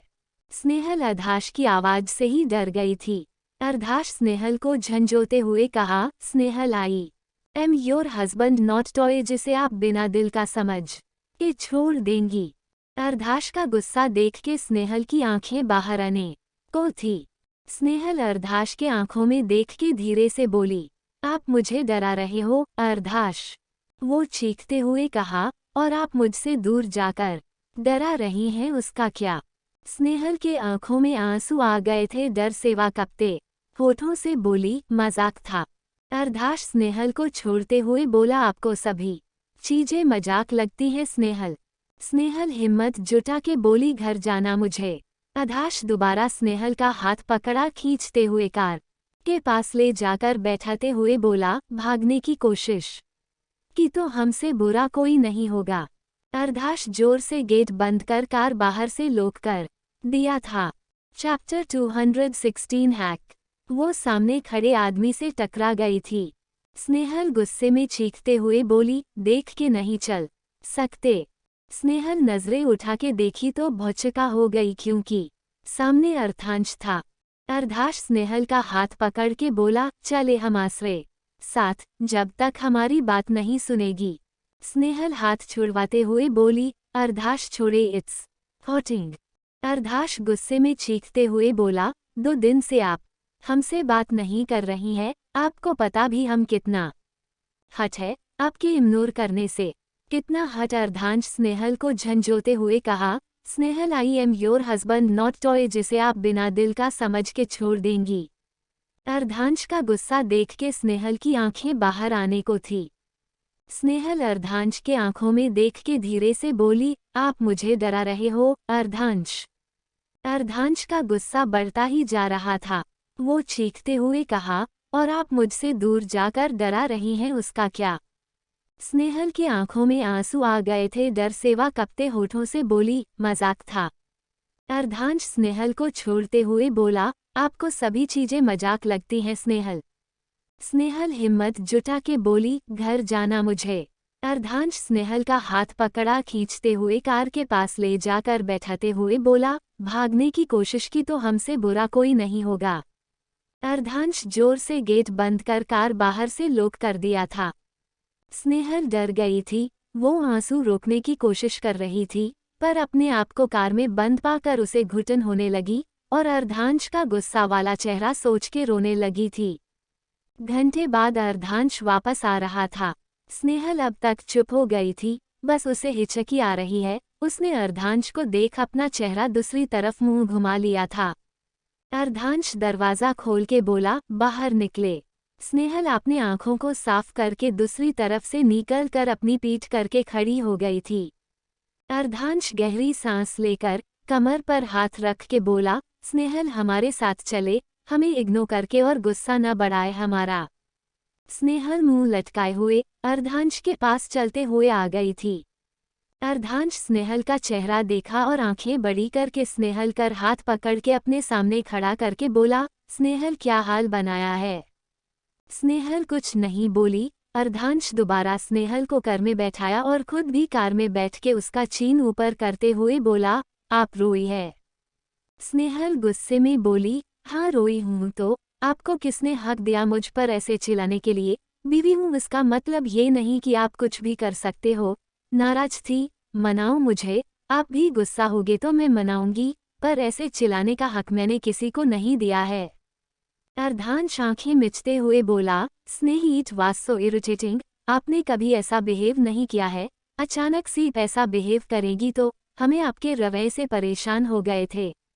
स्नेहल हर सर पकड़ के बोली, अर्धांश मुझे आपसे डर लग रहा है, घर जाना है मुझे।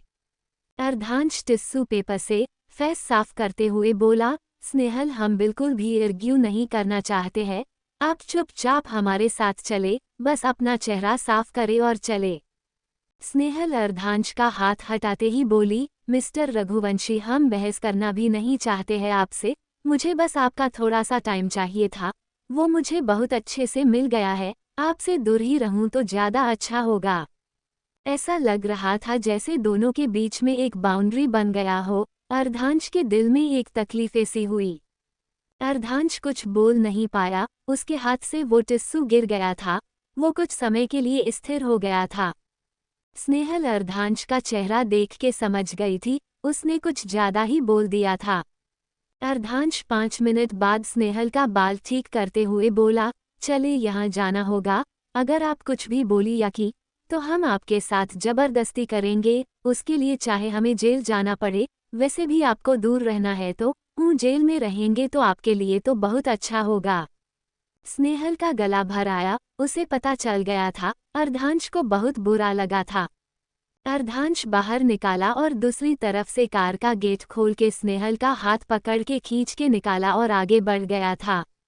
स्नेहल बस चले जा रही थी। अर्धांश सारा बोर्डिंग कराकर वीआईपी लाउंज में लाकर बैठा दिया था। स्नेहल को इतना तो पता चल गया था वो कहीं जा रहा है, और वक्त के साथ साथ स्नेहल को बुरे ख्याल आने लगे थे।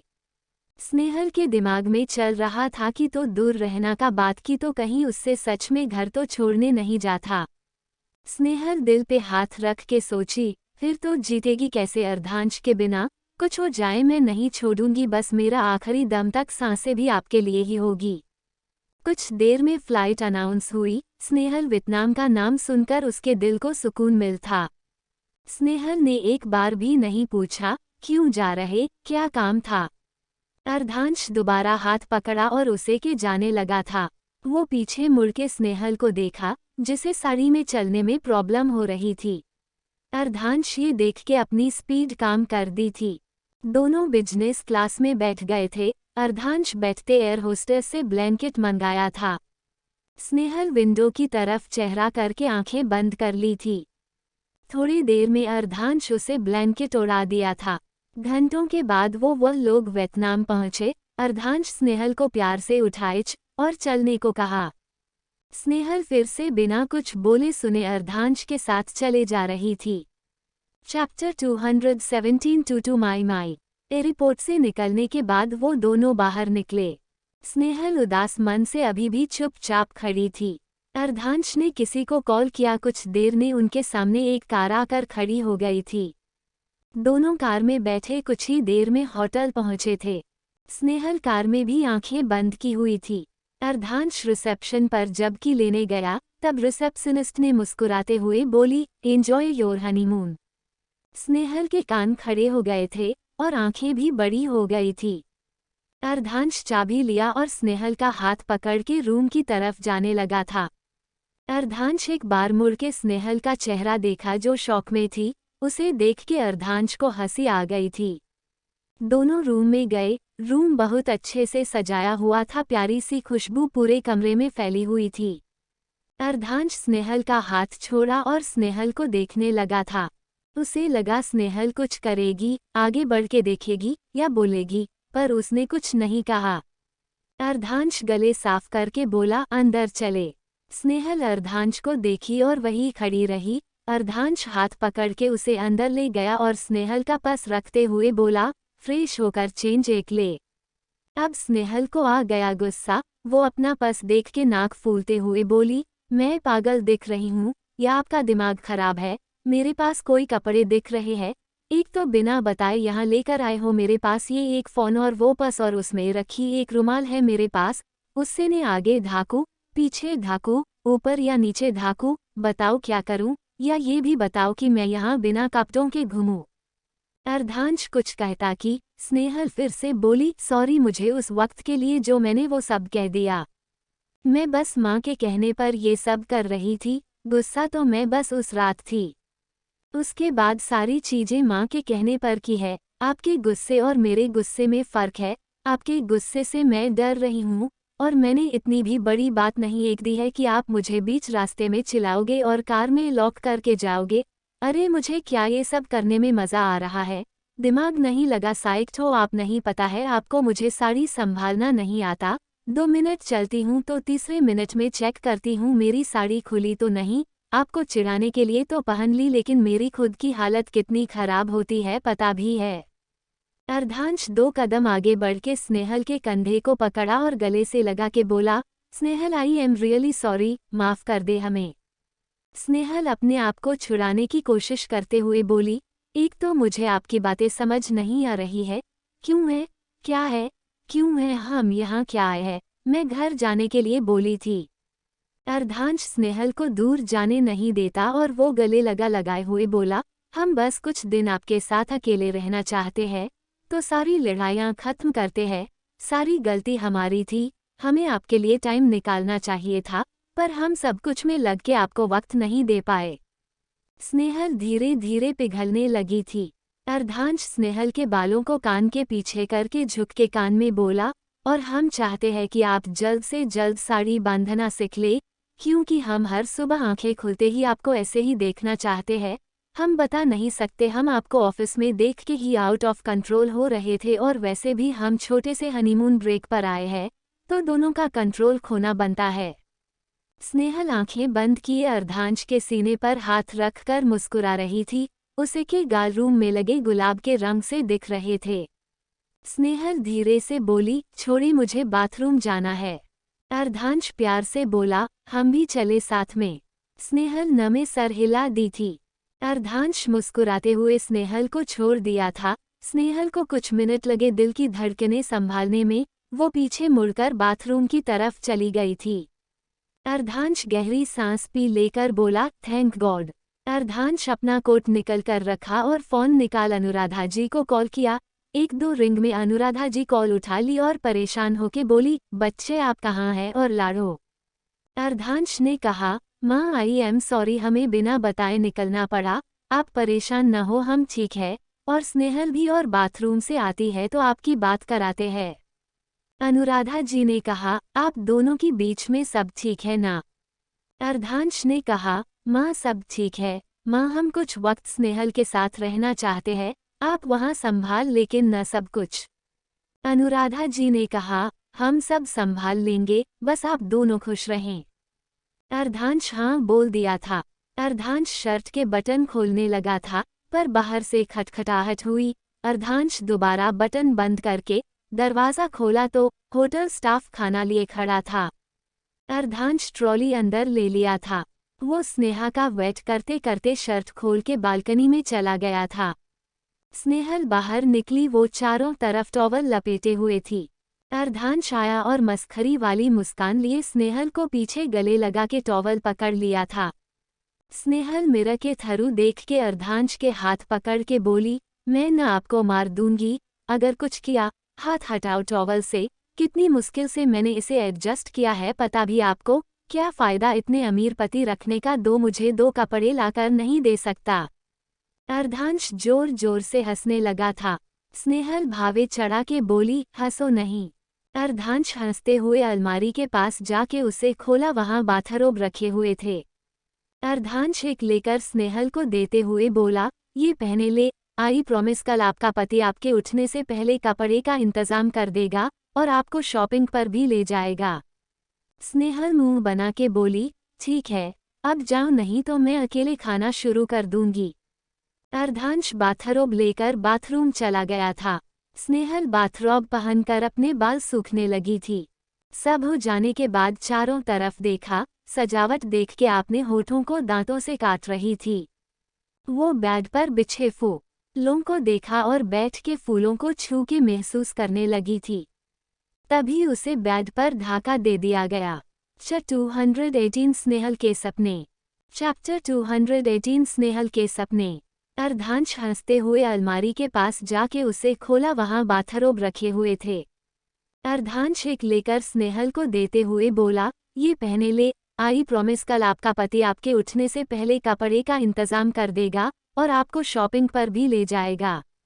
स्नेहल मुंह बना के बोली, ठीक है, अब जाओ नहीं तो मैं अकेले खाना शुरू कर दूंगी। अर्धांश बाथरोब लेकर बाथरूम चला गया था। स्नेहल बाथरोब पहनकर अपने बाल सूखने लगी थी। सब हो जाने के बाद चारों तरफ देखा, सजावट देख के आपने होठों को दांतों से काट रही थी। वो बेड पर बिछे फूलों को देखा और बैठ के फूलों को छू के महसूस करने लगी थी। तभी उसे बेड पर धक्का दे दिया गया और स्टाफ। वो बेड पर बिछे फूलों को देखा और बैठ के फूलों को छू के महसूस करने लगी थी।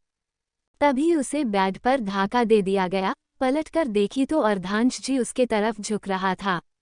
स्नेहल ब्लश करते हुए बोली, अर्धांश आप। अर्धांश स्नेहल के होठों पर किस करने लगा था। अर्धांश के हाथ स्नेहल के कान के पीछे सहला रहे थे और दूसरा हाथ बाथरोबे के अंदर जो स्नेहल के बॉडी के चारों तरफ घूम रहे थे। स्नेहल अर्धांश को पकड़ के आपके करीब रखने की कोशिश कर रही थी और अपने नाखूनों को गड़ा भी रही थी। अर्धांश स्नेहल के गले पर किस करते हुए स्नेहल को उठाया और उसके बॉडी से बाथरोब अलग कर दिया था। स्नेहल शर्मा कर अपने आप को छिपाने कोशिश कर रही थी। अर्धांश उसके कंधे पर लव बाइट दे रहा था। इतने में ही एक क्लिक से दरवाज़ा खुलने की आवाज़ आई और स्नेहल का सारा सपना टूट गया। स्नेहल को झटका लगा। वो अभी भी फूलों को लेकर बैठी थी, उसके होठ अभी भी सूखे थे, वो बाथरोब अभी भी पहने हुए थी। वो आसपास देखी तो अर्धांश कहीं नहीं था। वो आंखें बड़ी करके अपना सर पकड़ के बोली, क्या मैं इतने वाइल्ड सपने देख रही थी? स्नेहल इतनी बेशर्म कैसे हो सकती है तू? अर्धांश बाहर आया, स्नेहल को सर पकड़ के बैठा देख के उसके पास जाके स्नेहल का सर ऊपर करके बोला, आप ठीक तो क्या हुआ? स्नेहल कुछ कहती अर्धांश उसे खड़ा कर दोनों गाल को पकड़ के बोला, आपके गाल लाल क्यों है? आप कुछ बोल क्यों नहीं रही? स्नेहल इधर उधर देखते हुए खुद के मन के बोली, अब क्या बोलूं मैं, सपने में आपके साथ क्या कर रही थी? मैं इतनी कमीनी कैसे हो सकती हूँ? खुद ही प्राइवेट मोमेंट एंजॉय कर रही हूँ। अर्धांश स्नेहल को हिलाते हुए पूछा, क्या सोच रही है आप? स्नेहल ने सर हिलाया और उसकी नज़र खाने पर गई तो वो बात पलटते हुए बोली, खाना खाए, भूख लगी है। स्नेहल अर्धांश से दूर हुई और खाने के पास जाके दिल पर हाथ रख के बोली, अंडरस्को, बच गए। अर्धांश कंफ्यूज होकर स्नेहल को देखने लगा था। कुछ देर में सब ठीक हुआ। दोनों बैठे खाना खाने के लिए। दोनों चुपचाप खाना खा रहे थे। दोनों ने खा लिया था। स्नेहल अपना फ़ोन चेक करने लगी थी। अर्धांश बेड पर बैठा स्नेहल को देखते हुए बोला, स्नेह बेबी कम। स्नेहल फोन चलते हुए बोली, बस 5 मिनट। अर्धांश बेड से उठा और स्नेहल के पास जाके स्नेहल का बाल एक साइड करके अपने होठों से कंधे और गले को चूमने लगा था। स्नेहल मदहोश होके बोली, अर्धांश। अर्धांश स्नेहल हाथ से फोन लेकर साइड में रख दिया था। स्नेहल अर्धांश की तरफ मुड़कर अर्धांश को हग कर ली थी। अर्धांश प्यार से पूछा, आर यू स्लीपी? स्नेहल नमे सर हिला दी थी। अर्धांश मुस्कुराते हुए बोला, then we do husband wife things. Snehal Sharma कर बोली, या बट। अर्धांश प्यार से स्नेहल का चेहरा ऊपर करके बोला, और यू स्केयर? स्नेहल हाँ में सर हिला दी थी। अर्धांश गोद में स्नेहल को उठाया और बेड पर लेटाकर ब्लैंकेट उड़ाकर खुद उसके बगल में लेट के बाहों में भरते हुए बोला, हम कुछ नहीं कर रहे हैं, सो जाए आप। स्नेहल अर्धांश को देखने लगी थी। अर्धांश अपने हाथों से स्नेहल की आंखें बंद करते हुए बोला, close your eyes and sleep. Ardhansh light off कर दिया था। स्नेहल फिर से आंखें खोल के अंधेरे में ही अर्धांश को देखने लगी थी। अर्धांश को महसूस हुआ कि स्नेहल उसे ही देख रही थी। वो स्नेहल की तरफ मुड़ के बोला, क्या हो गया, आंखें खोलने पर नींद नहीं आती है? स्नेहल ने कहा, आप मुझे समझा नहीं सकते, डरने की जरूरत नहीं है वगैरह वगैरह, डायरेक्ट सोने बोल दिया। अर्धांश अंधेरे में ही हंसते हुए बोला, स्नेह बेबी क्या हो गया है आपको? स्नेहल उठकर बैठते हुए बोली, क्या हो गया है मुझे, ये पूछ रहे हो? क्या सारी जिंदगी हम ऐसे ही रहने वाले हैं? प्यार और बच्चे नहीं चाहिए क्या हम? अभी से इसे समझोगे मुझे तो तभी तो मैं आगे बढ़ूंगी, लेकिन आप तो हो कि आपको नहीं करना है, क्या से? आप ही नहीं करोगे तो मुझे कैसे मनाओगे से? के लिए। अर्धांश की हंसी रुक नहीं रही थी, वो हंसे जा रहा था ये सोचकर स्नेहल के फीलिंग कितने तुरंत चेंज होते हैं। उतने ही देर में स्नेहल अर्धांश के ऊपर चढ़ के बोली, करना है मुझे। स्नेहल अर्धांश के होठों को अंधेरे में ढूंढने लगी थी। जब दोनों की होठ मिले तो ऐसा लगा दोनों की धड़कनें बढ़ गई थी। स्नेहल हल्के हल्के अर्धांश के होठों पर किस करने लगी थी। अर्धांश स्नेहल का कमर पकड़ के बोला, हम आपको हद से भी ज्यादा प्यार करना चाहता हूँ, आज हम बताते हैं आपको कैसे। अर्धांश स्नेहल को झटके से नीचे करके उसके ऊपर आ गया था। स्नेहल अर्धांश के बथरोबे खोल दिया था। अर्धांश स्नेहल के पूरे चेहरे पर किस करने लगा था।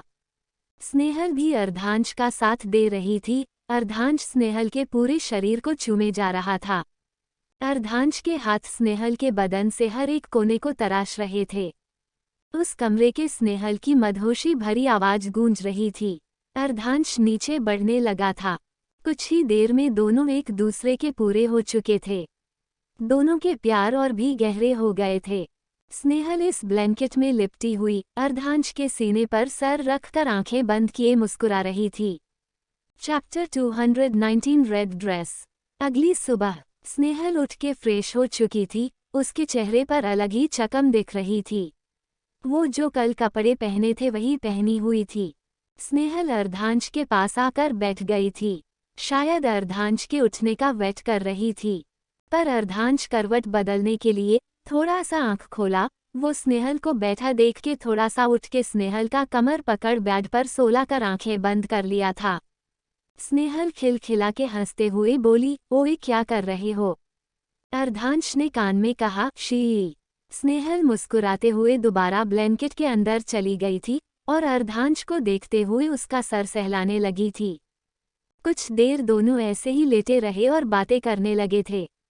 काफी देर होने पर स्नेहल बोली, क्या इतनी दूर मुझे सोने के लिए लाए हो? बाहर ले चलो मुझे घूमे खाने पीने। अर्धांश अंगड़ाई लेते कर उठ के बोला, जी हुक्म रानी सा, आप जो बोलेगी वही होगा। उद्धरण चिन्ह। स्नेहल भी उठ के बैठ गई थी। अर्धांश स्नेहल की तरफ मुड़ते हुए बोला, पर हमारा मन तो कुछ करने का है। उद्धरण चिन्ह। स्नेहल अर्धांश के मुंह पर हाथ रख के बोली, बस हाँ चलो उठो और बाथरूम जाओ और रेडी होकर आओ। उद्धरण चिन्ह।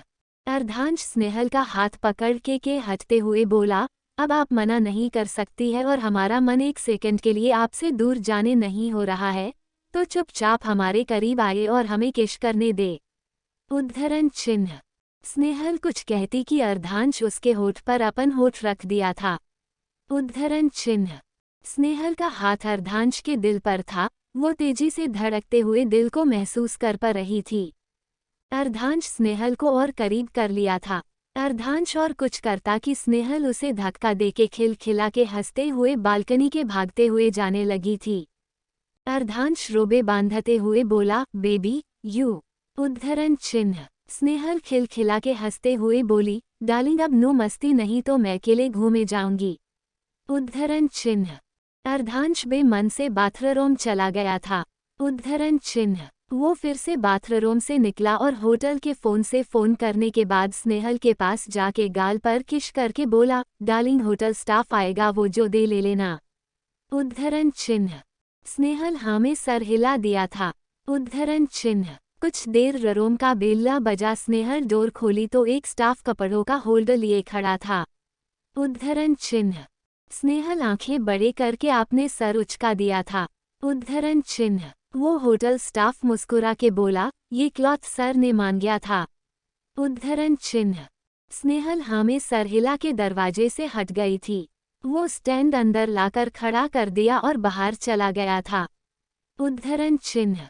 स्नेहल दरवाजा बंद करके बच्चों की तरफ भागते हुए आई और कपड़े देखने लगी थी। उद्धरण चिन्ह। स्नेहल आंखें बड़ी करके बोली, आए कितने प्यारे प्यारे ड्रेस है। उद्धरण चिन्ह। स्नेहल एक रेड के कलर की प्रिंटेड ड्रेस निकलकर पहन ली थी और अपने पर्स से मेकअप पाउच निकलकर मेकअप करने लगी थी। कुछ रेड में रेडी होकर 50 तरह तरह के एंगल में फोटोज लेकर खुश हो रही थी। अर्धांश जब बाहर आया वो कपड़े देख के अपने लिए एक कपड़े निकलने लगा था। वो पेस्टल कलर की शर्ट पहनते हुए आवाज लगते हुए बोला, स्नेह कपड़े बदल ले। उद्धरण चिन्ह।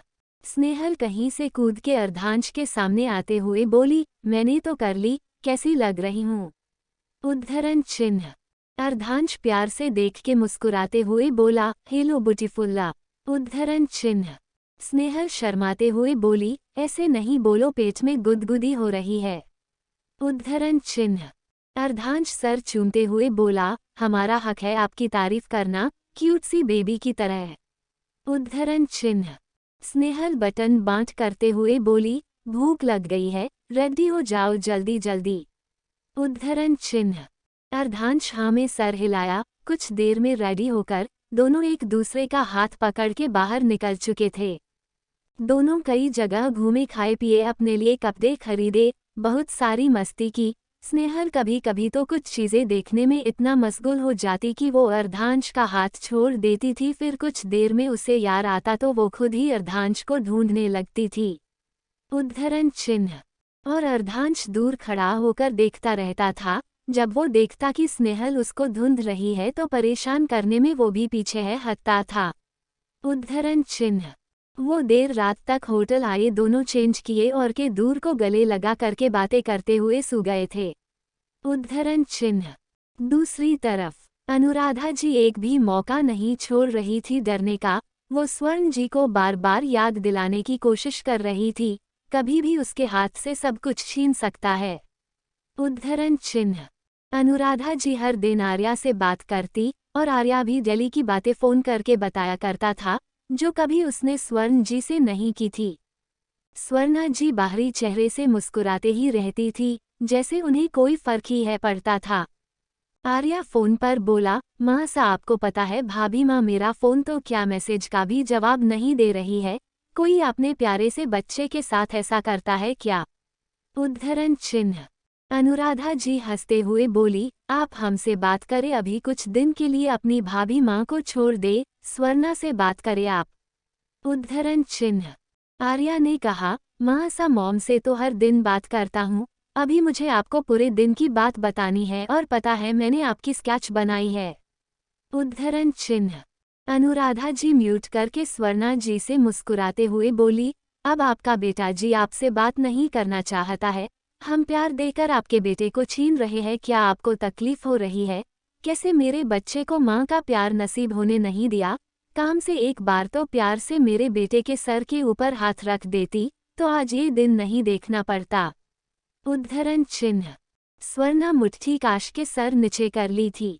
उद्धरण चिन्ह। आर्या कहा, माँ सा आपको मेरी आवाज आ रही है, मुझे कुछ सुनाई नहीं दे रहा है।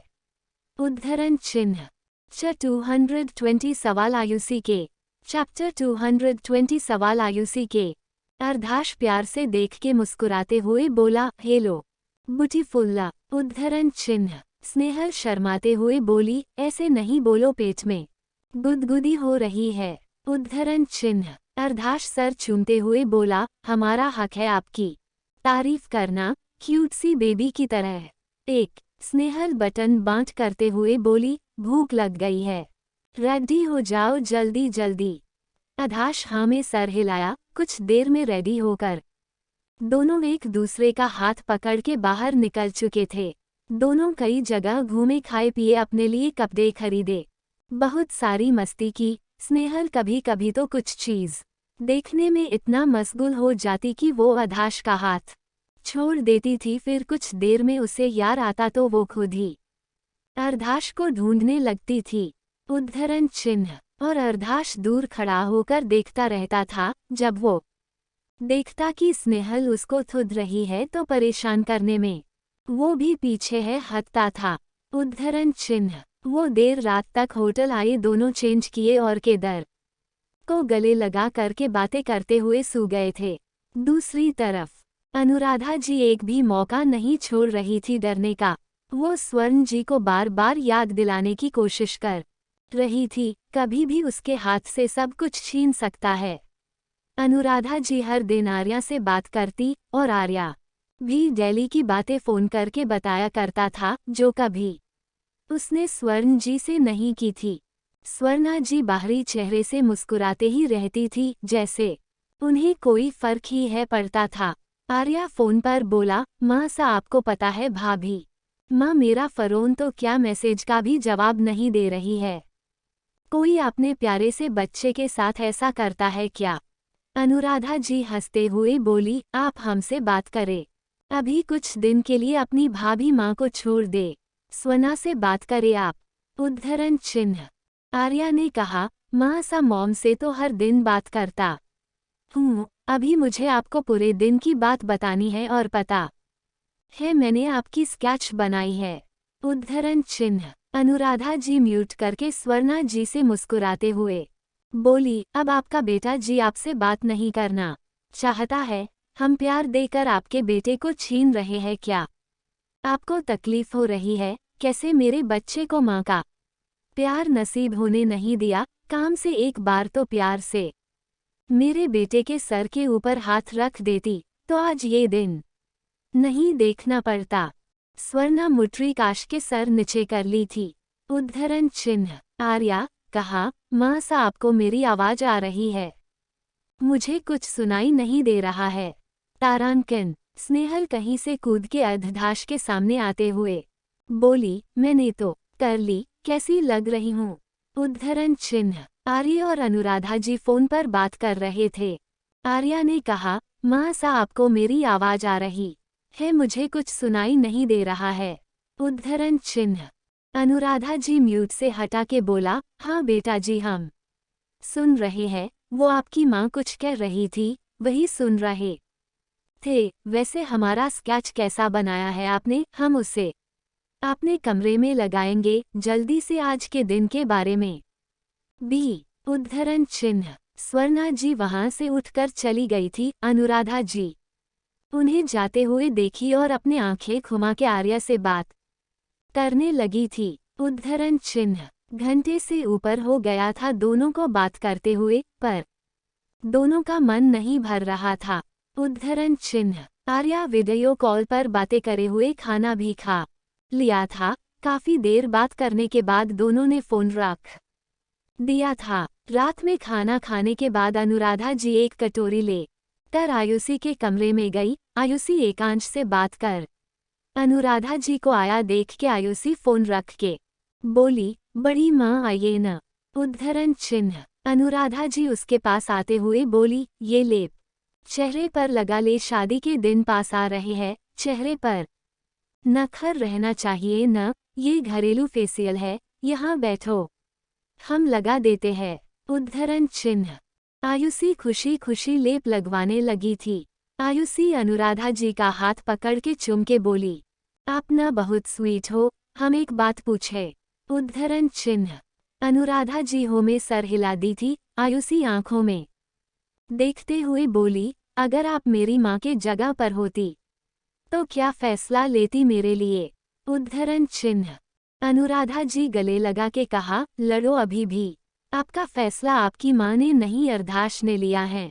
और अगर हम होते तो पता है हम बच्चों को पालते पालते अपना इतना टाइम दे देते हैं, न कि हम अपने सपने भी अपने बच्चों पर थोप देते हैं। एक बार पूछने की कोशिश नहीं करते हैं कि वो क्या चाहते होंगे। लेकिन अगर हम आपकी माँ की जगह होते तो पहले हम एकांश से जरूर मिलते, उसके बाद कोई फैसला लेते आपके बारे में। आप भी स्वर्णा से बात करे, कड़वाहट बहुत जल्दी खत्म हो जाएगी। अब थोड़ी देर ऐसे रहे और साफ करके सो जाना। उद्धरण चिन्ह। आयुषी मासूमियत से बोली, गुड नाइट माँ टी। अनुराधा जी सर सहला के बोली, गुड नाइट लड़ो। उद्धरण चिन्ह। वियतनाम। अगली सुबह विंडो से हवा आने पर अर्धाश की नींद खुल गई थी। वो धीरे से आंखें खोला, देखा स्नेहल मुंह खोले सोए हुए थी। वो मुस्कुराया और उंगलियों से उसका मुंह बंद करने की कोशिश की, पर बार बार स्नेहल मुंह खोल ले रही थी। अर्धाश को बहुत हंसी आ रही थी। अर्धाश अपने होठों से धीरे से स्नेहल के होठों पर सोफ्तुलिया किश करने लगा था। उद्धरण चिन्ह। कुछ देर में स्नेहल की भी नींद खुल गई। वो बच्चों की तरह घिसक के अर्धाश के पास चिप गई थी। अर्धाश सिंगल के दोनों हाथों को अपने हाथों से काश के ऊपर कर दिया था, कुछ स्नेहल के ऊपर आ गया था। दोनों एक दूसरे को पेशेंटली किश किए जा रहे थे। दोनों की आंखें बंद थी। दोनों एक दूसरे के जोर से धड़कती धड़कने भी महसूस कर पा रहे थे। उद्धरण चिन्ह। अर्धाश स्नेहल के दोनों हाथों को एक हाथ में पकड़ा और स्नेहल का नाइट ड्रेस खोलने लगा था। उद्धरण चिन्ह। स्नेहल के सांसें गहरी चल रही थी। उसका चेहरा पूरा लाल हो गया था। अर्धाश थोड़ा ऊपर उठा और अपना टी शर्ट निकल के फेंक दिया था। वो स्नेहल को थोड़ा ऊपर उठाया और स्नेहल ने अभी पहले झपकाए ही थे कि अर्धाश एक झटके में स्नेहल के शरीर से अलग कर दिए थे। स्नेहल अपने आप को छुपाने के लिए बार बार नाकाम कोशिश कर रही थी। उद्धरण चिन्ह। अर्धाश प्यार से स्नेहल को देख रहा था। स्नेहल अपने हाथों से अर्धाश की आंखें ढकते हुए बोली, अर्धाश डोंट टिस मी ना। अर्धाश हाथ हटाते हुए बोला, डार्लिंग डोंट डिस्टर्ब मी। खाने लगी थी। अर्धाश मुस्कुरा रहा था। वो कुछ देर में होठ स्नेहल के गले और कंधे पर चलने लगा था। स्नेहल अपने नाखून अर्धाश को गड़ा रही थी। दोनों मदहोश हो गए थे। दोनों एक दूसरे में खो गए थे। दोनों अपने प्यार के लम्हे काटने के बाद थक के सो गए थे। इस बार तो स्नेहल बच्चों की तरह अर्धाश के ऊपर सोई हुई थी। दोपहर से शाम होने हो आया था, पर दोनों एक दूसरे को आंखें बंद किए हुए महसूस कर रहे थे। जब दोनों के पेट से आवाज आने लगी तक जाके दोनों उठने का फैसला किए। स्नेहल उठ के बाथरूम भाग गई थी। कुछ देर में दोनों रेडी हुए, खाना मंगवा के खाना खाए। दोनों एक से सेकंड के लिए भी अलग नहीं हो रहे थे। स्नेहल की सुबह शाम और रात अर्धाश के बहाने में रहती थी।